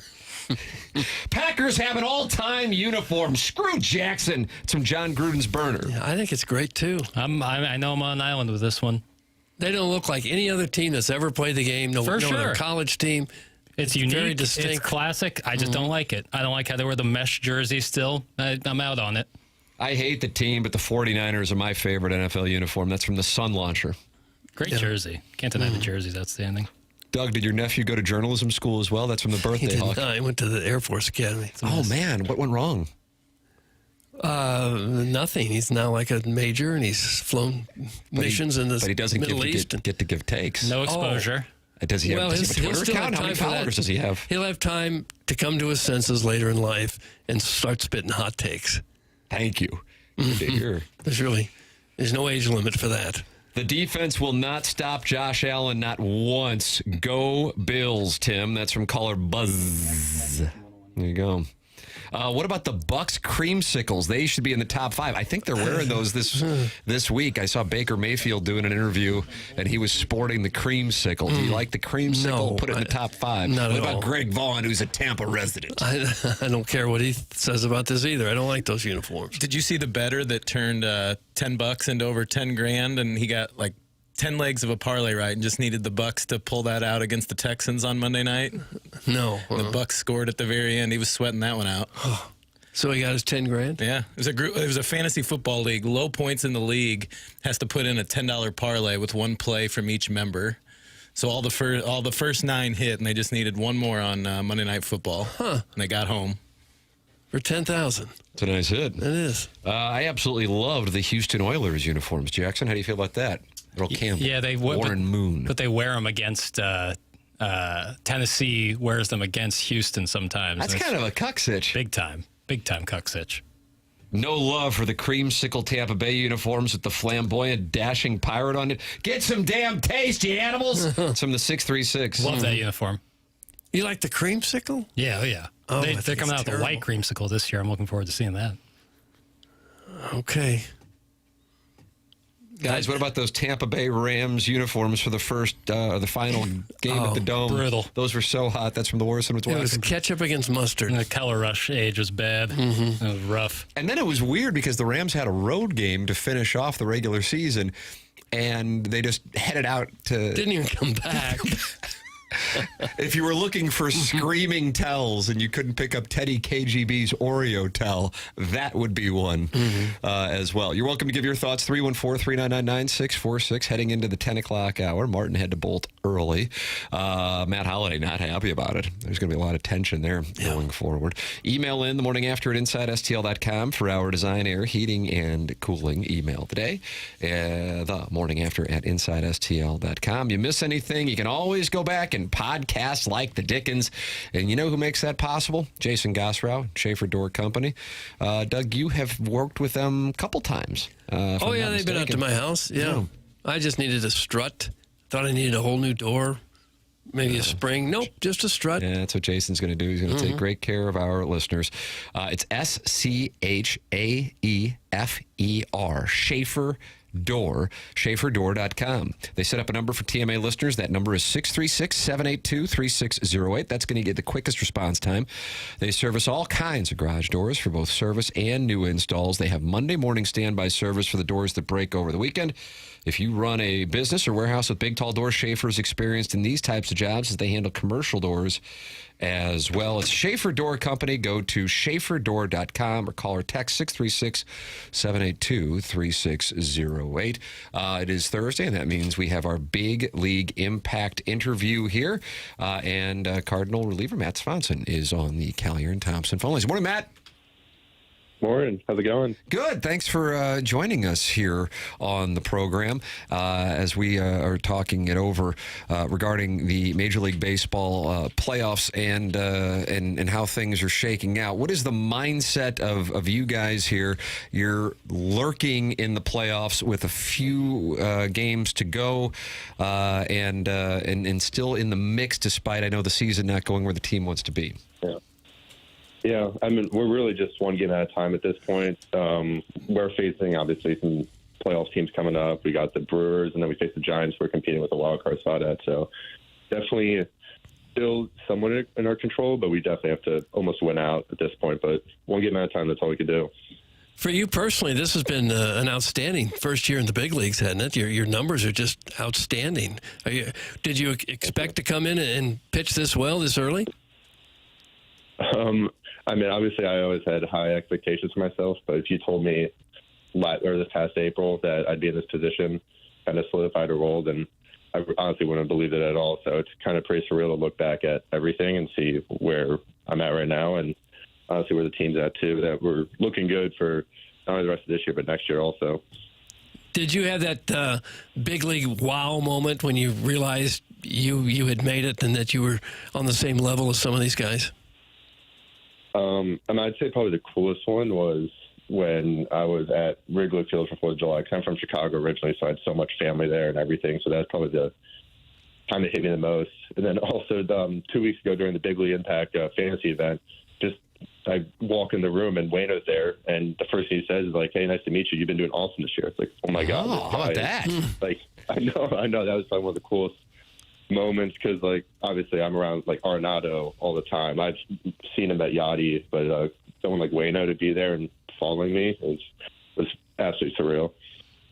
Tell me if this is correct, Doug. This information fed to me by a listener. The first time you played varsity baseball, you threw a perfect game? Yeah, that is correct. Doug, some people just kind of have it. Yes. Yeah, that was definitely an insane game. That was my first start. Wasn't supposed to go on the spring trip at all, and it was able to go and have a perfect game, and kind of that jumped my career forward in high school at least. Yeah, I would imagine it might have caught some people's attention. I mean, were you already trending in that direction, or was this just like a real revelation moment? I mean, I can't imagine you're like, well, I got the ball. Let's just set them all up and set them all down. No, that was. I think we were just low on pitching at that point. I was there as an extra guy, and then I think we just had like a extra game added last second, and they're like, all right, well, let's see what he's got. And yeah, it definitely worked out, as we can see. And the coach couldn't see this before he put you in the game? Fire this guy! No, the coach actually was the one. I prop him. I talk to him still all the time. Like, he gave me the chance, which is awesome. And I don't blame him at that point. I was undersized. I was probably like 5'8", threw like 84 miles an hour. Like, I was by no means a prospect at any point. So really didn't have my growth spurt till, honestly, after that season. God, that's encouraging, because I might be 5'8" with my lift, so that means I can still get to 6'4". Doug, this is great news. Yeah. Jump up at any time. Look at that. Even in your mid-40s, a guy can grow 5 or 6 inches? Exactly, yeah. Really? Absolutely. This is incredibly encouraging. So you did grow up in the Chicago areas you just made reference to. And at the time, I would imagine, and it's fine to say this, you're amongst friends, were you a Cubs fan, and was 2016 like the greatest for you? No, I actually grew up a Red Sox fan. My dad raised me a Red Sox fan. So wow. How'd that happen? High school. He was a Red Sox fan. Honestly, it's because his brother was a Yankees fan, and they had a feud, so he became a Red Sox fan. I grew up watching only the Red Sox. But no, that day in 2016 when the Cubs won was probably one of the most annoying days of my life, because everyone was wearing Cubs jerseys at school, and it's just in your face. So that was a rough day for sure. How about that? So so that night were you cheering for the Indians? Honestly, I was cheering for a good baseball game, and we got probably one of the most memorable games you could possibly imagine. Absolutely. But I was definitely, I'd say, rooting for it just because, I don't know. Because for football, I'm a Colts fan, because when they played the Bears in the Super Bowl, I guess I hated seeing people happy. I don't know why. You'll fit in on this show great. Hate seeing people happy. So it's been a good year for you as a Cardinal. My parents always joked around with that, so I guess I was like, yeah, it'd be funny to see the Indians win at that point. So when people would bring up Michael Jordan's run, I know you weren't around for it, but that would really bother you as well? No. See, I didn't have any time with Michael Jordan. I have a heartbreak with Derrick Rose, who Rose, Jackson Burkett. NBA experience, but still follow Bulls and Blackhawks. Okay. Oh, so all right. So when the Blackhawks would go on their run when you were a young tyke, you were on board with that. I was a little bit older and more mature. Like I was 12. So. Okay. All right. Man, I like this. Big boy at that point. I like seeing people upset. Man, this is my kind of guy. Schadenfreude. Matt, you are kind enough to, because this is Wainwright's thing, and you got to experience it a couple weeks ago.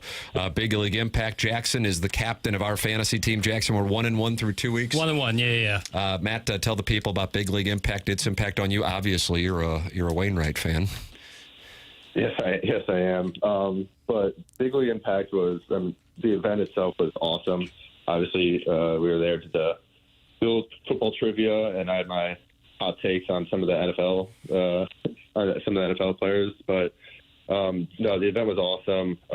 Getting to meet all the people kind of going through there, taking ground balls and fly balls, I believe, in the outfield. I didn't get a chance to make it out there, but I was talking to everyone.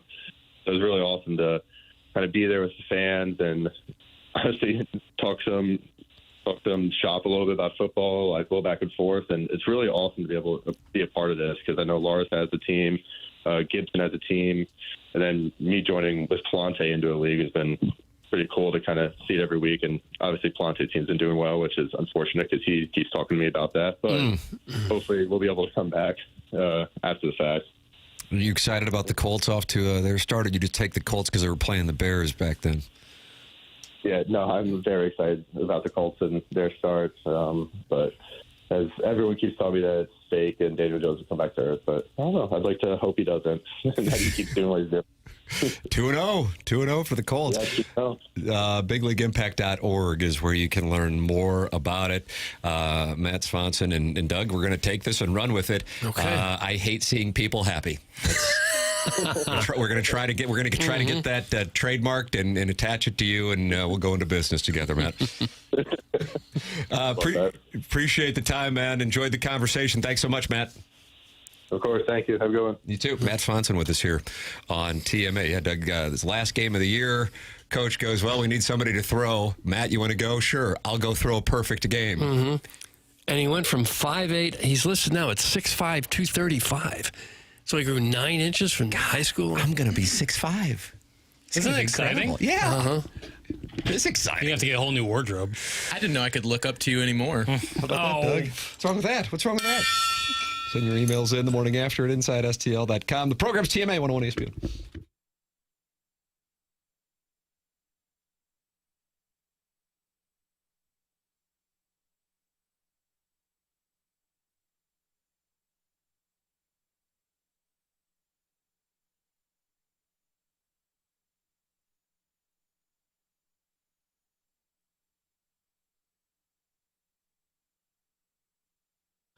TMA is brought to you by Stifel, St. Louis-based company, a leading wealth management and investment banking firm. Stifel is the firm where success meets success and has been since 1890. It's an historic company founded in downtown St. Louis in 1890. Same street the company is headquartered on today. Proud to have called St. Louis home for 135 years. They partner with the Cardinals and the Blues and the recently completed Stifel Charity Classic. They also sponsor Stifel Theater. Stifel is honored to support the city, the people, and its future. With financial advisors in 12 offices across the region, Stifel helps clients right here in St. Louis and nationwide manage their hard-earned wealth. Stifel also provides banking, lending, and trust services and has a full-service investment bank. Basically, when it comes to finance, Stifel has you covered. As one of the fastest-growing wealth management firms in the world, their tagline is where success meets success, so it's no wonder they've decided to partner with a winning program like this one. Stifel, Nicholas & Company Incorporated, member SIPC and NYSE.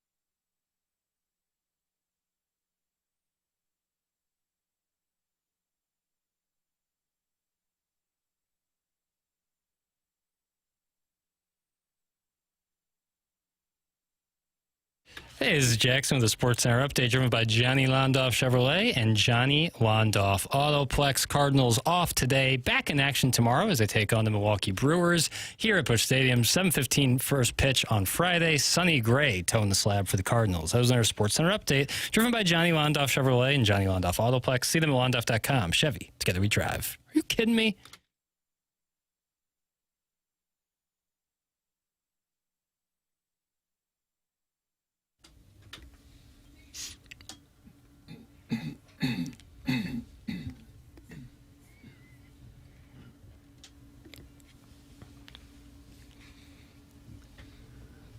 Doug, it's auto-tune theme now. Okay. It's TMA 101 ESPN. Program presented to you by Brown and Crouppen. Loyal sponsor on TMA is Mentality. If you are feeling sluggish, if you are putting on weight, even if you're working out and eating healthy, you're going, what's going on? This just doesn't make sense. This isn't the way that it's always been. Those are symptoms of low testosterone. That doesn't mean that you have low testosterone, but Mentality will test your testosterone levels and also your free testosterone levels to find out if they can help you out. Men, have you or your family seen a change? Not quite yourself anymore, struggling to focus, no energy for the people you love? Put it this way, if your bedroom could talk, would it have anything to brag about? It could be you're getting older or work stress or the undeniable fact that we're all becoming our kids' personal unpaid Uber drivers. Could also be your testosterone calling it quits and you never got the memo. Well, Mentality can help you change that. Stop being tired of being tired. Get back to the guy you used to be. How can you do that? Visit mentalityhealth.com and reserve your spot today. That's mentalityhealth.com. Get tested. You got nothing to lose. I've done it. You're in and out within 20 minutes. It's mentalityhealth.com. Coming up at 10:50, we'll have the Design Air Heating and Cooling email today. Great conversation with Matt Holliday in the 9 o'clock hour. Doug Armstrong addressed the media yesterday. Doug, he says the Blues could actually be better this year. Here is how he thinks that could happen. Take a listen if you would. Oh, I will. Sure. I think we're a little deeper. I also think that we do have some positive experiences to go off of, but I think bringing in two centermen, doesn't put too much undue pressure on young players that are 20, 21 years old. I think, quite honestly, a lot changed. And I think we discussed this a little bit last year at the end with bringing in Broberg and Holloway expedited this process. Right now, and then bringing Fowler in, we don't have to put the 3 first-rounders from 2 years ago into our lineup right now. If we didn't have those players, we probably would and just sort of learn on the go. But the players showed enough last year for us to acquire veteran players, get back to the maturation that we've had in the past of letting players come at their own pace, come at their own time. And so I think experience players helps us. I think, having youth being served to some extent, but making it earned, I think is better for us long term than making them earn it than to give it to them. Post again, Doug. Yeah. Maybe he's trying to go bar Mexico. I don't know. Where you hit the post and go straight down and into the net. That's what that's called? Is that the sounder you're looking for? It's kind of just some general hockey noise. Okay. Ambient noise is what it's called. All right. Well, it's hard to ever disagree too much with anything Doug Armstrong says, I feel. It always makes sense when he maps it out like that. People love that guy. Mm-hmm. I mean, unless I realize, I understand. Immediately somebody's in the audience, probably more than somebody. Multiple people go, I don't love him. I hate X, Y, and Z moves. I understand that. I'm speaking in general. If you were to do I guess, Doug, you'd call it a Gallup poll of St. Louis area sports fans, Doug Armstrong would be operating at, I think, an 80% approval rating. Oh, probably so. And nobody in those jobs bats 1,000. You're always going to make a move somewhere along the line if you're in that position long enough that you regret, would like to have back, and he's had a couple. But for the most part, he's nailed it. Why do you guys never talk about City SC? I mean, the Cardinals stink, and you talk about them all day. Oh. Shame, shame, shame. I am not happy at all. Doug, that's Car Wash Dave. Car Wash Dave. And they love it in St. Louis. I would suggest you go get another car wash then. I don't know if I would say that the program talks Cardinals all day. No. But I also know that when one is not in a good headspace, the facts sometimes are your enemy. Mm-hmm. And so I want to thank Car Wash Dave for listening to the show and why I hope you continue to do so. Thanks. Okay. That's me attempting to be folksy. It just isn't my natural thing. Well, I know I'm elite, and it's tough for me to not be elite. I understand. Does that make sense? Yeah. Second Bundesliga. Shut the hell up, soccer simp! Oh. That's from Merp the Barbarian. Soccer simp, he called him? They're guys who kick with both legs. That's what happens on New York sports radio when a soccer guest drops by and the host doesn't have interest in discussing it. I think that's up there with the Stanley obituaries. Nothing will top that. Hearing this. I'm out in the backyard with my 3-year-old, and Doug, all he wants to do is dribble with his right foot. And, I played at St. Gabriel, so I know a little something about the beautiful game. Oh, sure you do, yeah. And I go, hey, and I start screaming at him. Yeah. This is 3-year-old soccer. We're going to win out here. So use the left foot. All right, you're not eating. Okay, I'm not changing your diaper then. Yeah. You start using, you incentivize. Right. And that diaper rash gets to a point where he'll start using the left leg. Thank you. Yeah. Thank you. That's how we do it. Yeah. Are you guys ever going to talk about the Ryder Cup at all? That's from Big Tough, and now they're just not happy with the topics. What should we be saying about that? Well, I mean, you wonder if the United States is up against it, and is Team Europe a good bet at plus 170 because it's essentially the same team that they brought to Rome with only one replacement. It's the same last name. It's just Rasmussen for Nikolai Højgaard. Okay. Doug, rank your favorite Højgaards. Nicholas and Rasmus are one and two. And I guess the other guys would follow after that. There's my ranking. Rory. John Rahm. Nice. Yeah. Do you worry about the Americans bringing so many rookies with them? I don't worry about any of it. I don't. Are you going to sit in your room with your blinds drawn so nobody can talk to you and you can watch it 3 straight days? I don't stay in a place that has blinds. I have to bring aluminum foil. Boy, that wouldn't do well in Las Vegas. No. I would be incinerated. Yeah, God, that'd be hot. Well, at least nothing will stick to it, though. Sure. It's true. You guys never talk about the Lindenwood Lions. Oh, that's old Woody. Gosh. That's true. Then probably won't.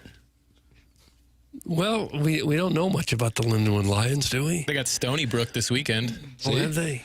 New York school. Francesa used to have a Stony Brook quarter zip, and fans would get upset with him. They would have that. Why? Say he was rooting for Stony Brook.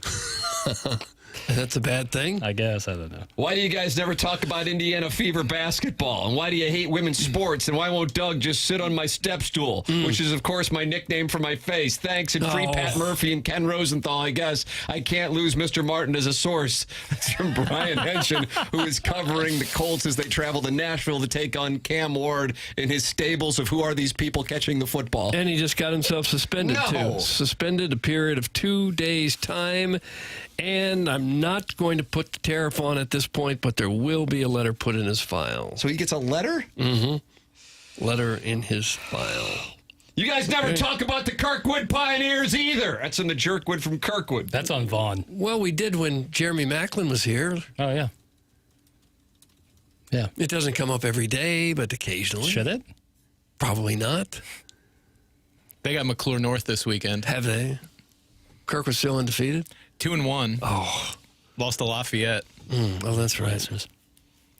I work at a car wash, Tim, so there. That's from Car Wash Dave, who wasn't happy when we were talking about City SC. Okay. And that was a clean sheet against Montreal? Don't say clean sheet. I got so much bird crap in my car. It's unbelievable. Every day, a new... You park under a tree? Yeah. Well, it's gross. Not much way around that. No. You can chastise us for what we aren't talking about. 314-399-9646. And you got the Michelob Ultra YouTube chat. Email in the morning after at InsideSTL.com. And Doug, you know about Collier and Thompson, and people can call in to yell at us about what we're not talking about. 314-974-0101. You can call Collier and Thompson, and they won't yell at you at all. There's always a person there. This is a big-time professional operation. This is not one of those home redo companies where maybe your Uncle Binky had a job there once and he'd like to come over and lay the hardwood foot. Now, Collier and Thompson are the big boys. They've been around since the 1950s. Their employees have more than 165 years of experience. They can handle anything in your job, in your house, rather. If you haven't updated your house in recent years, it's looking tired, it's looking old, but you don't want to move because of interest rates or it's a hassle, Collier and Thompson can make your home look exactly like you want it to look. They've been doing it for a long time, and they are the best in town. It's also a company that you can trust. Hard to know who you can trust to be in your home and who's going to be there to back up their work. Collier and Thompson stands behind every job they do during the process, always available for you. The Collier and Thompson team cares about the work they produce. For them, it's more than just a job. They take great pride in what they do. It may cost them some extra time and dollars, but that's what sets them apart from the competition. Anything you need done in your house, whether you're looking to redo the kitchen or the master bathroom or a man cave or a basement, you name it, they have done it all for many years, and they do it better than anyone in town. Check out their showroom out there on Manchester. They got more than 10,000 square feet and more than 20 kitchen displays. Get some great ideas of what you can do to your house to make it look just the way you'd like it to look. They're on Manchester and Baldwin, next to Uncle Bill's Pancake House. Come on to quality, online at CollierandThompson.com. The U-High's playing good football with an offensive lineman playing quarterback. Give them some coverage since it's the premier institution in the area that's better than everyone else. It's Carlos Spicy Wiener. I saw the video of their quarterback. He looks like he's about 250 pounds. Big boy. I like that. Clipped to Smet. Did they? Clipped to Smet this past. That was kind of a surprise. I don't know. You know, I'm more focused on the academics. Always have been. Thank you. Well, because I got cut from the athletics. Study. So we had plenty of time to do it, too, didn't you? Oh, you. Oh, sorry. I'm a mother. Not over this stuff. Okay. All right. Email in design, air, heating, and cooling. Email it the morning after at InsideSTL.com. It's TMA 101 ESPN.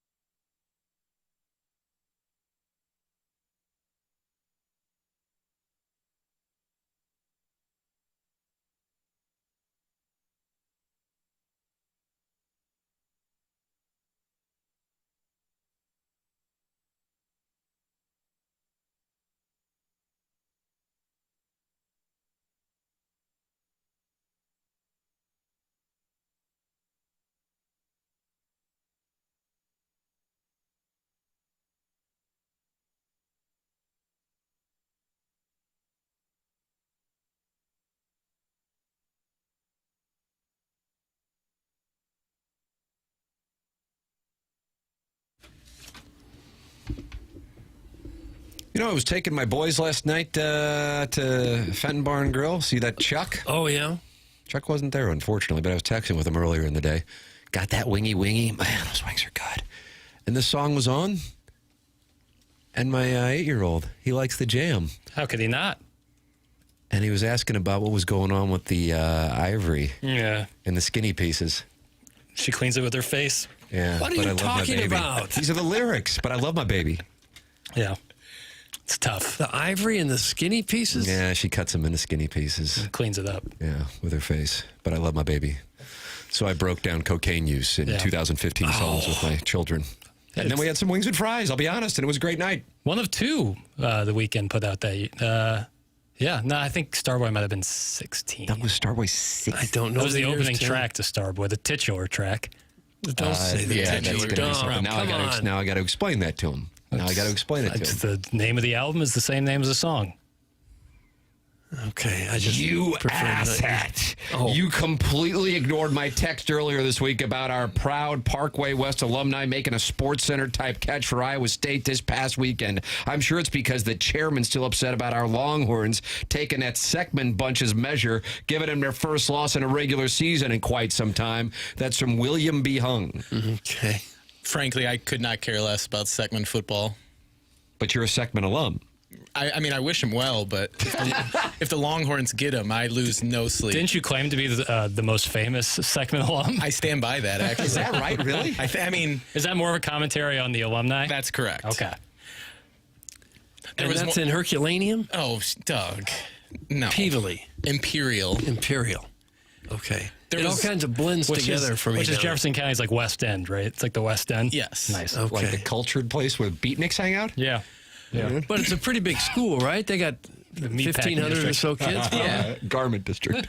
There was a former UFC fighter. I don't think he went huge, but he was on one of those reality shows, and he took like a spinning kick to the dome and just was nighty-night. So you think he's the most famous? I honestly, I think probably nationwide he would get it, but if you just stayed local, it's probably me. But he got kicked into next week? Good night.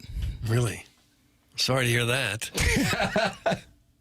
Never, and I mean never, say titular ever again. That's from Big Tuft, and he is not happy with Jackson's use of the word. It was disappointing. I'm sorry, but you won't keep me down. Flip that off. Really? Yeah, that's the correct verbiage. Okay. You can say Beau Heisman if you want, Doug. He was on Sports Center. And listen to this game prep that he's got. I don't know, is this for home games? Because at home, he's not going to have, you'd have to deal with a road game for a month.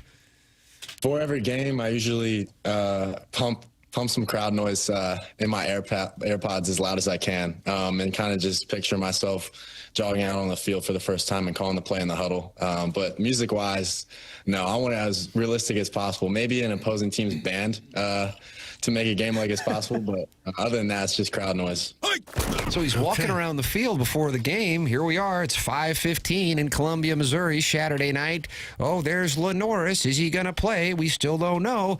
And there's Beau Heisman. And in those AirPods, he's not listening to The Weeknd and talk of ivory and skinny pieces. Why, he's just listening to crowd noise. Okay. I would like to hear the Vin Scully version of Starboy. I don't think in my day anybody wore headsets or had music pumping couldn't bring into a trolley out there. I say again? You couldn't bring a record you player. Son of a so-and-so. Wow.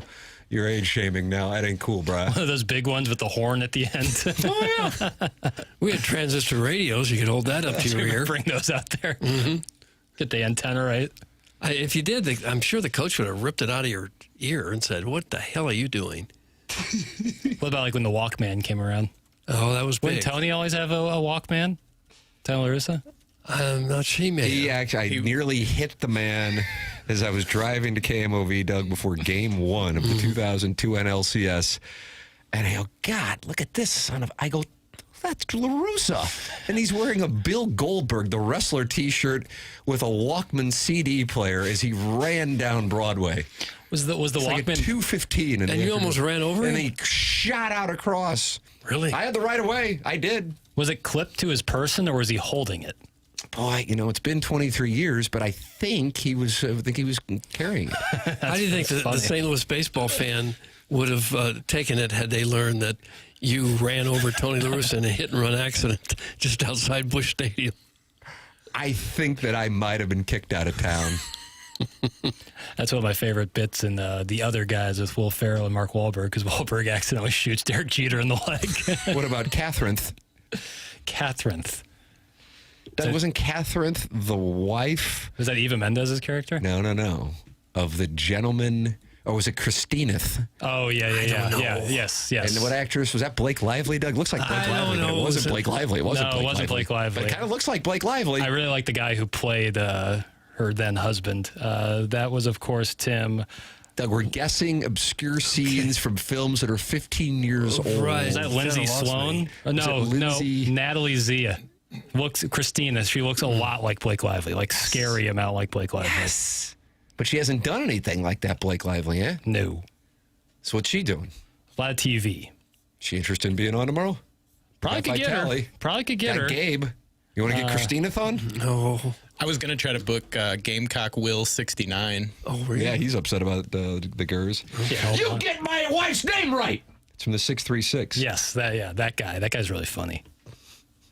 But you don't know his name. No, that was, but I have it pulled up. That was Bret Gelman. Okay. Didn't he used to advertise on the show?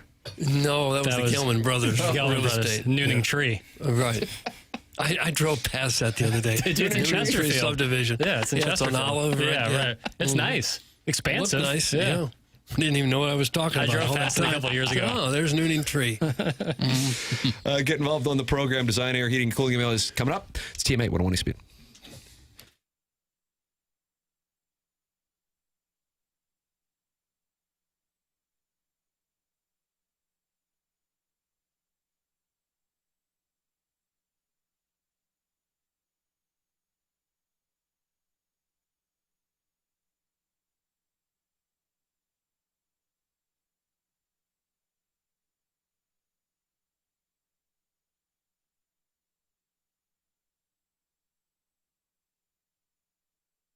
Hey, St. Louis, Tim McKernan here with you to talk about aesthetic design and build. They've been building high-quality custom decks and outdoor living spaces now for over 30 years. Dan and his team have a showroom in Chesterfield Valley. I've been out there, and they walked me through all the different types of custom work they're capable of doing, from a full-on custom deck to adding on a pergola, or even looking to shade your covered patio with retractable screens. They really do have answers for it all. The best thing is that they don't take the high-pressure sales route or come back weeks later with those gimmicky discounts. They encourage you to go out and do your research, and they're confident that once you compare the work that they do with what else is out there, you will see that they are the better choice. They truly are a design company that can think outside the box and offer unique solutions and designs for your outdoor living projects. They're online at aestheticdesignandbuild.com, or you can call them at 636-532-5008. Ready to take your outdoor space to the next level? Dan and his team at Aesthetic Design and Build have you covered. aestheticdesignandbuild.com. It's Aesthetic Design and Build.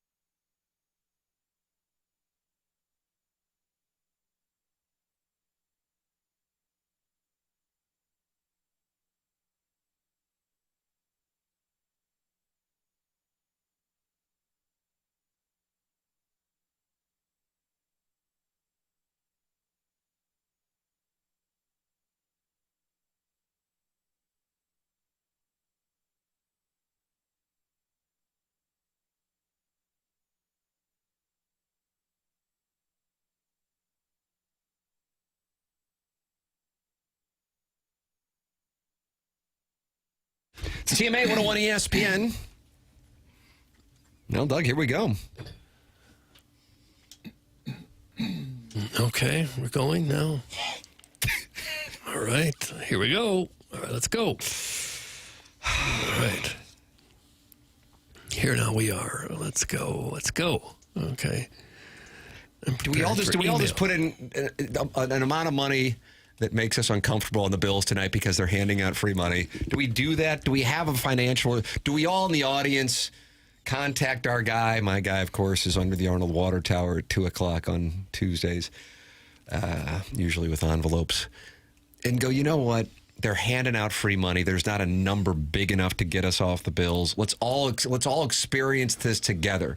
We all can't sleep together, but we all can bet together. Let's do it. The spread is Buffalo by 11.5. Yes. What if, could I offer you this, Tim?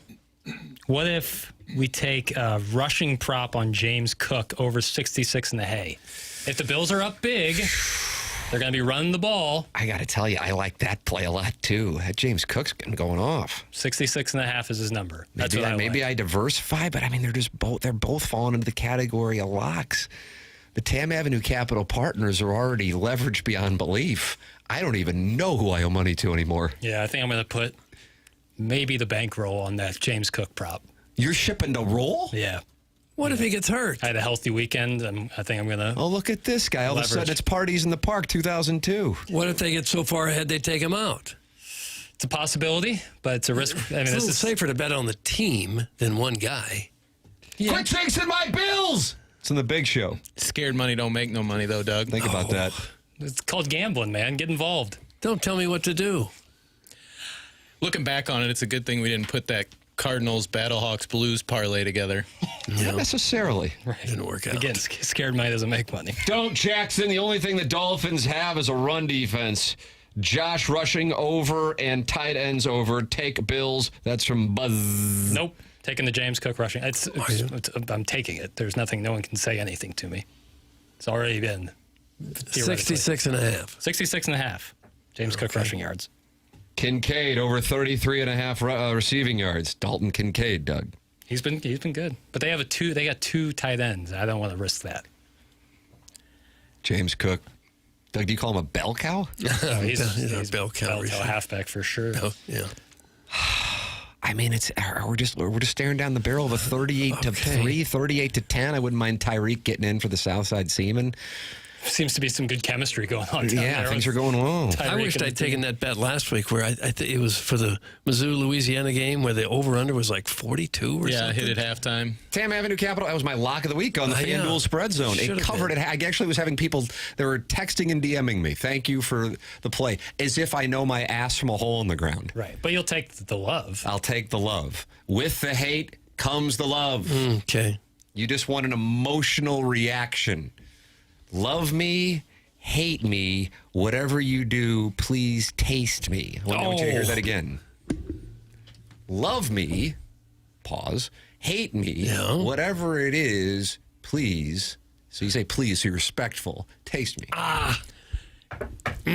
Do you feel one way or the other on the 47.5 total for the Mizzou-South Carolina game? I'm going to give you my answer and my reasoning both at the same time. I wouldn't touch it because of the forecast. We got a wide delta with precipitation on Saturday night in Columbia. No, why was that accent needed?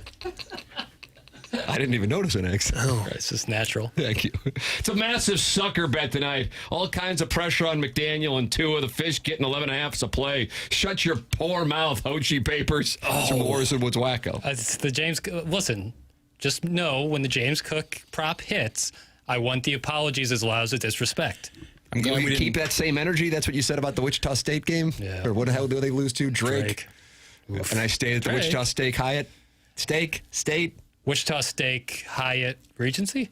I'm not sure. My son loved the indoor pool, though. I love indoor they pools. all do. Huge fan. I honestly like the smell of indoor pools. Really, that chlorine? That's and the weird, I humidity know, but I really like the smell of it. I didn't know she listened to the show, but Alexandra Daddario says Josh Allen rushing touchdown is a stone-cold lock. I like that one, too. Well, boy, we're starting to really we're starting to diversify our plays tonight. Josh is married to an actress. Maybe they're friends. And he is married to, Haley Steinfeld? Nailed it. And she was in Crazy Heart? She was in Sinners most recently, but True Grit is where she grew in popularity. Yeah. 2010 Coen Brothers movie. 2010. Wow, that long ago. Yeah. We can get plus 254 if we put Bills with the 10.5, James Cook rushing yards, and Josh Allen anytime rushing TD. What's that paying? Plus 254. Doug, maybe that's our play. Because we know it's all going to hit, so we might as well get 2.5 to 1 on our dollars. Money's already in the account. Yeah, right. Right. I mean, we only have so much time. Right. We got to become touts, man. What an industry that is. That is the industry. I mean, people get mad at weathermen. What about these guys who don't know a damn? Because the guys who really know what they're doing, they don't publicize it because they don't want to move markets. And in a way, I feel badly for the marks who follow the touts, but at the same time, I'm kind of like, we need those people around. Oh, yeah. Was it what Judge Smales said, or was that Ty Webb who said the world needs ditch diggers too, Danny? Was that right? That's Smales. Smales? Yeah. That's true. Is being a tout, is that a full-time gig? Oh. Can be, yeah. I mean, what a... That's Stu Feiner. Yeah, don't you have some guy on Instagram who has like 3 followers? Bear down. I'll be honest, the James Cook play was Bear Down's play for tonight. Oh, I'm off it now. Guy's Cook hot. under. Guy's hot. Shout out to Bear Down. Like to see the YOLO on that deal. I don't get it enough. I just get plays, and I pay for them. That's what Vitale says, and he'll drop in 3 different restaurants tomorrow between 8 and 8:30. Better Trust believe me. it. All right, we got the Design Air Heating and Cooling email today coming up to TMA.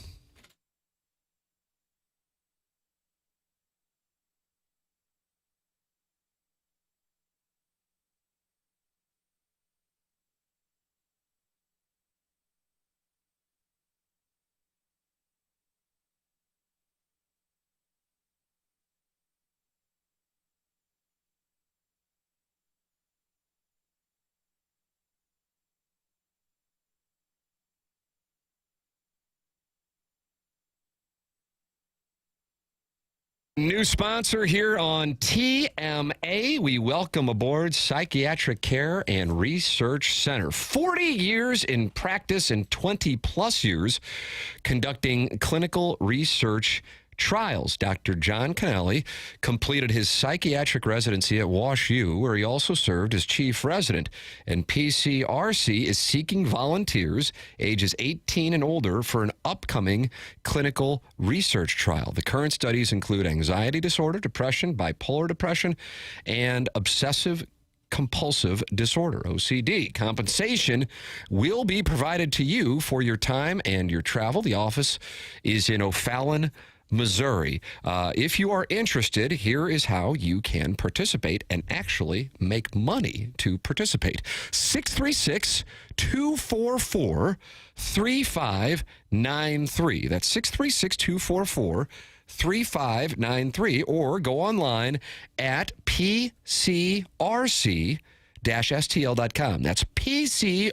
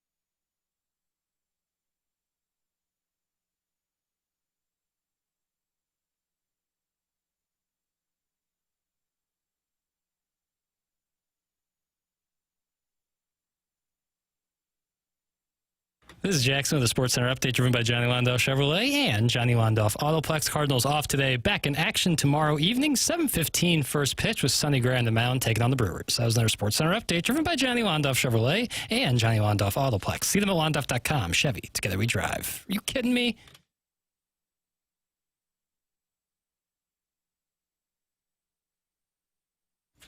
Well, Doug, this is it. This Riot's dad has had a really nice September. Very dangerous Riot's dad. This guy's strong, leading the Design Air Heating and Cooling email today with 4 wins. Midge, 2 back. It's time for the Design Air Heating and Cooling email of the day. Social media is such a farce. I mean, look at me. 95-pound blonde fiance who does the Sean T. Insanity workout every morning. 2.5 kids by the virtue of a divorce decree. 5 dogs. You would think I'm pretty happy. Well, think again. And it's you, Doug. No sleep last night. Been thinking of you. Evelyn Champagne King hit the nail on the head because I can't help the way that I feel. I just can't help the way that I feel. Call me Pavlov's dog because it's like somebody filled my britches with LOCTITE expanding foam down my trousers. Oh. Whenever you say my government name, that's from Lou Alcindor Block Party. Lou Alcindor Block Party. He's new. Welcome to the show. Crazy day. I'm at Silver Dollar City and already ate lunch. 5 corn dogs, 2 orders of Chester's kettle corn chips, and big old funnel cake right out of the grease vat loaded with powdered sugar. That's from Midge. Midge, with a very brief but to the point email. Did you eat a funnel cake at Silver Dollar City? Probably. What, that fire in the hole? Was somebody beheaded on that or not? I don't. Oh gosh, that was the whole. That was like I don't know. It kind of takes the spice out of the ride. Right. The 1980s was like, oh, Michael Jackson visited my house to use the bathroom. That was the rumor going around South City along with the fire in the hole thing. I don't know. Now we'll look into it. Yeah. Okay. This show is fun. F-U-N. F is for Fertile Loins of Doug Vaughn. What a man. U stands for the unity this program encourages on a daily basis. Martin and Jackie, of course, have an alliance, but there's a deeper union in the love triangle between Kurt, Tim, and Doug. Kurt loves Tim, as we all do, but Tim loves Doug. He invites Doug over to watch Human Centipede, and yet Douglas says he's much too busy to accept. Still, there's a sort of will they or they won't they dynamic that keeps us listeners, well, listening and hoping and praying that they eventually will work out. N is for nonsense. That's what this enterprise is built on, and we wouldn't have it any other way. Well, Big Tough would, but screw that guy. Toodles, that's from Bobby Greenbacks. Bobby Greenbacks. He's new. Do we have a dynamic like Sam Malone and Diane on Cheers? And then later, Chris I don't believe so, nor do I believe I've heard the winner yet of today's email.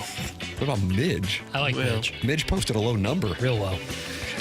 Tuned into your baseball interview with Matt Holliday this morning. I enjoyed it. Well, most of it. Everything right up to the very end where a throwaway question was lobbed Jackson's way and just stood there and got hit by it. Tim, Jackson, how far do you hit your 7-iron? Jackson, as the crow flies. 155 is what I said. Silence. Matt, silence. Audience, silence. Jackson, 156 or whatever the hell he muttered stupidly after nobody engaged with his dumb fumbled response. This isn't true. All of this is untrue. Nobody asked for wind-adjusted, NASA-calibrated crow flight data. Just answered a stupid question. We just wanted to know how far you hit the ball. Imagine being so allergic to normal conversation that you need to sprinkle in ornithology. Bro, you don't carry at 156 as the crow flies. You blade at 135 as the worm scuttles. Congratulations, Lewis and Clark, but unless you're playing golf in a drone, we're sticking with yards, not bird migration patterns. Know your role and maybe upload a new segment to the app. Growing a bit tired of Kevin Nealon's syndicated interview talking about hiking with a GoPro for 75 minutes straight. That's from Riot's dad. What's up with these suburban dads driving brand new Range Rovers with brush guards and oil cans on the side of the car, adding a Jurassic Park package to a $100,000 whip that's only driven on Ballas Road is bizarro. Bad email. So we have the designer heating. What do you got? Midge. Sorry, Jackson. Riot's dad. Midge. Oh, God. I'm going to go with Riot's dad. Dag nabbit, Lucas. Dag nabbit, Lucas. Designer heating and cooling email today. We got to go. Bye.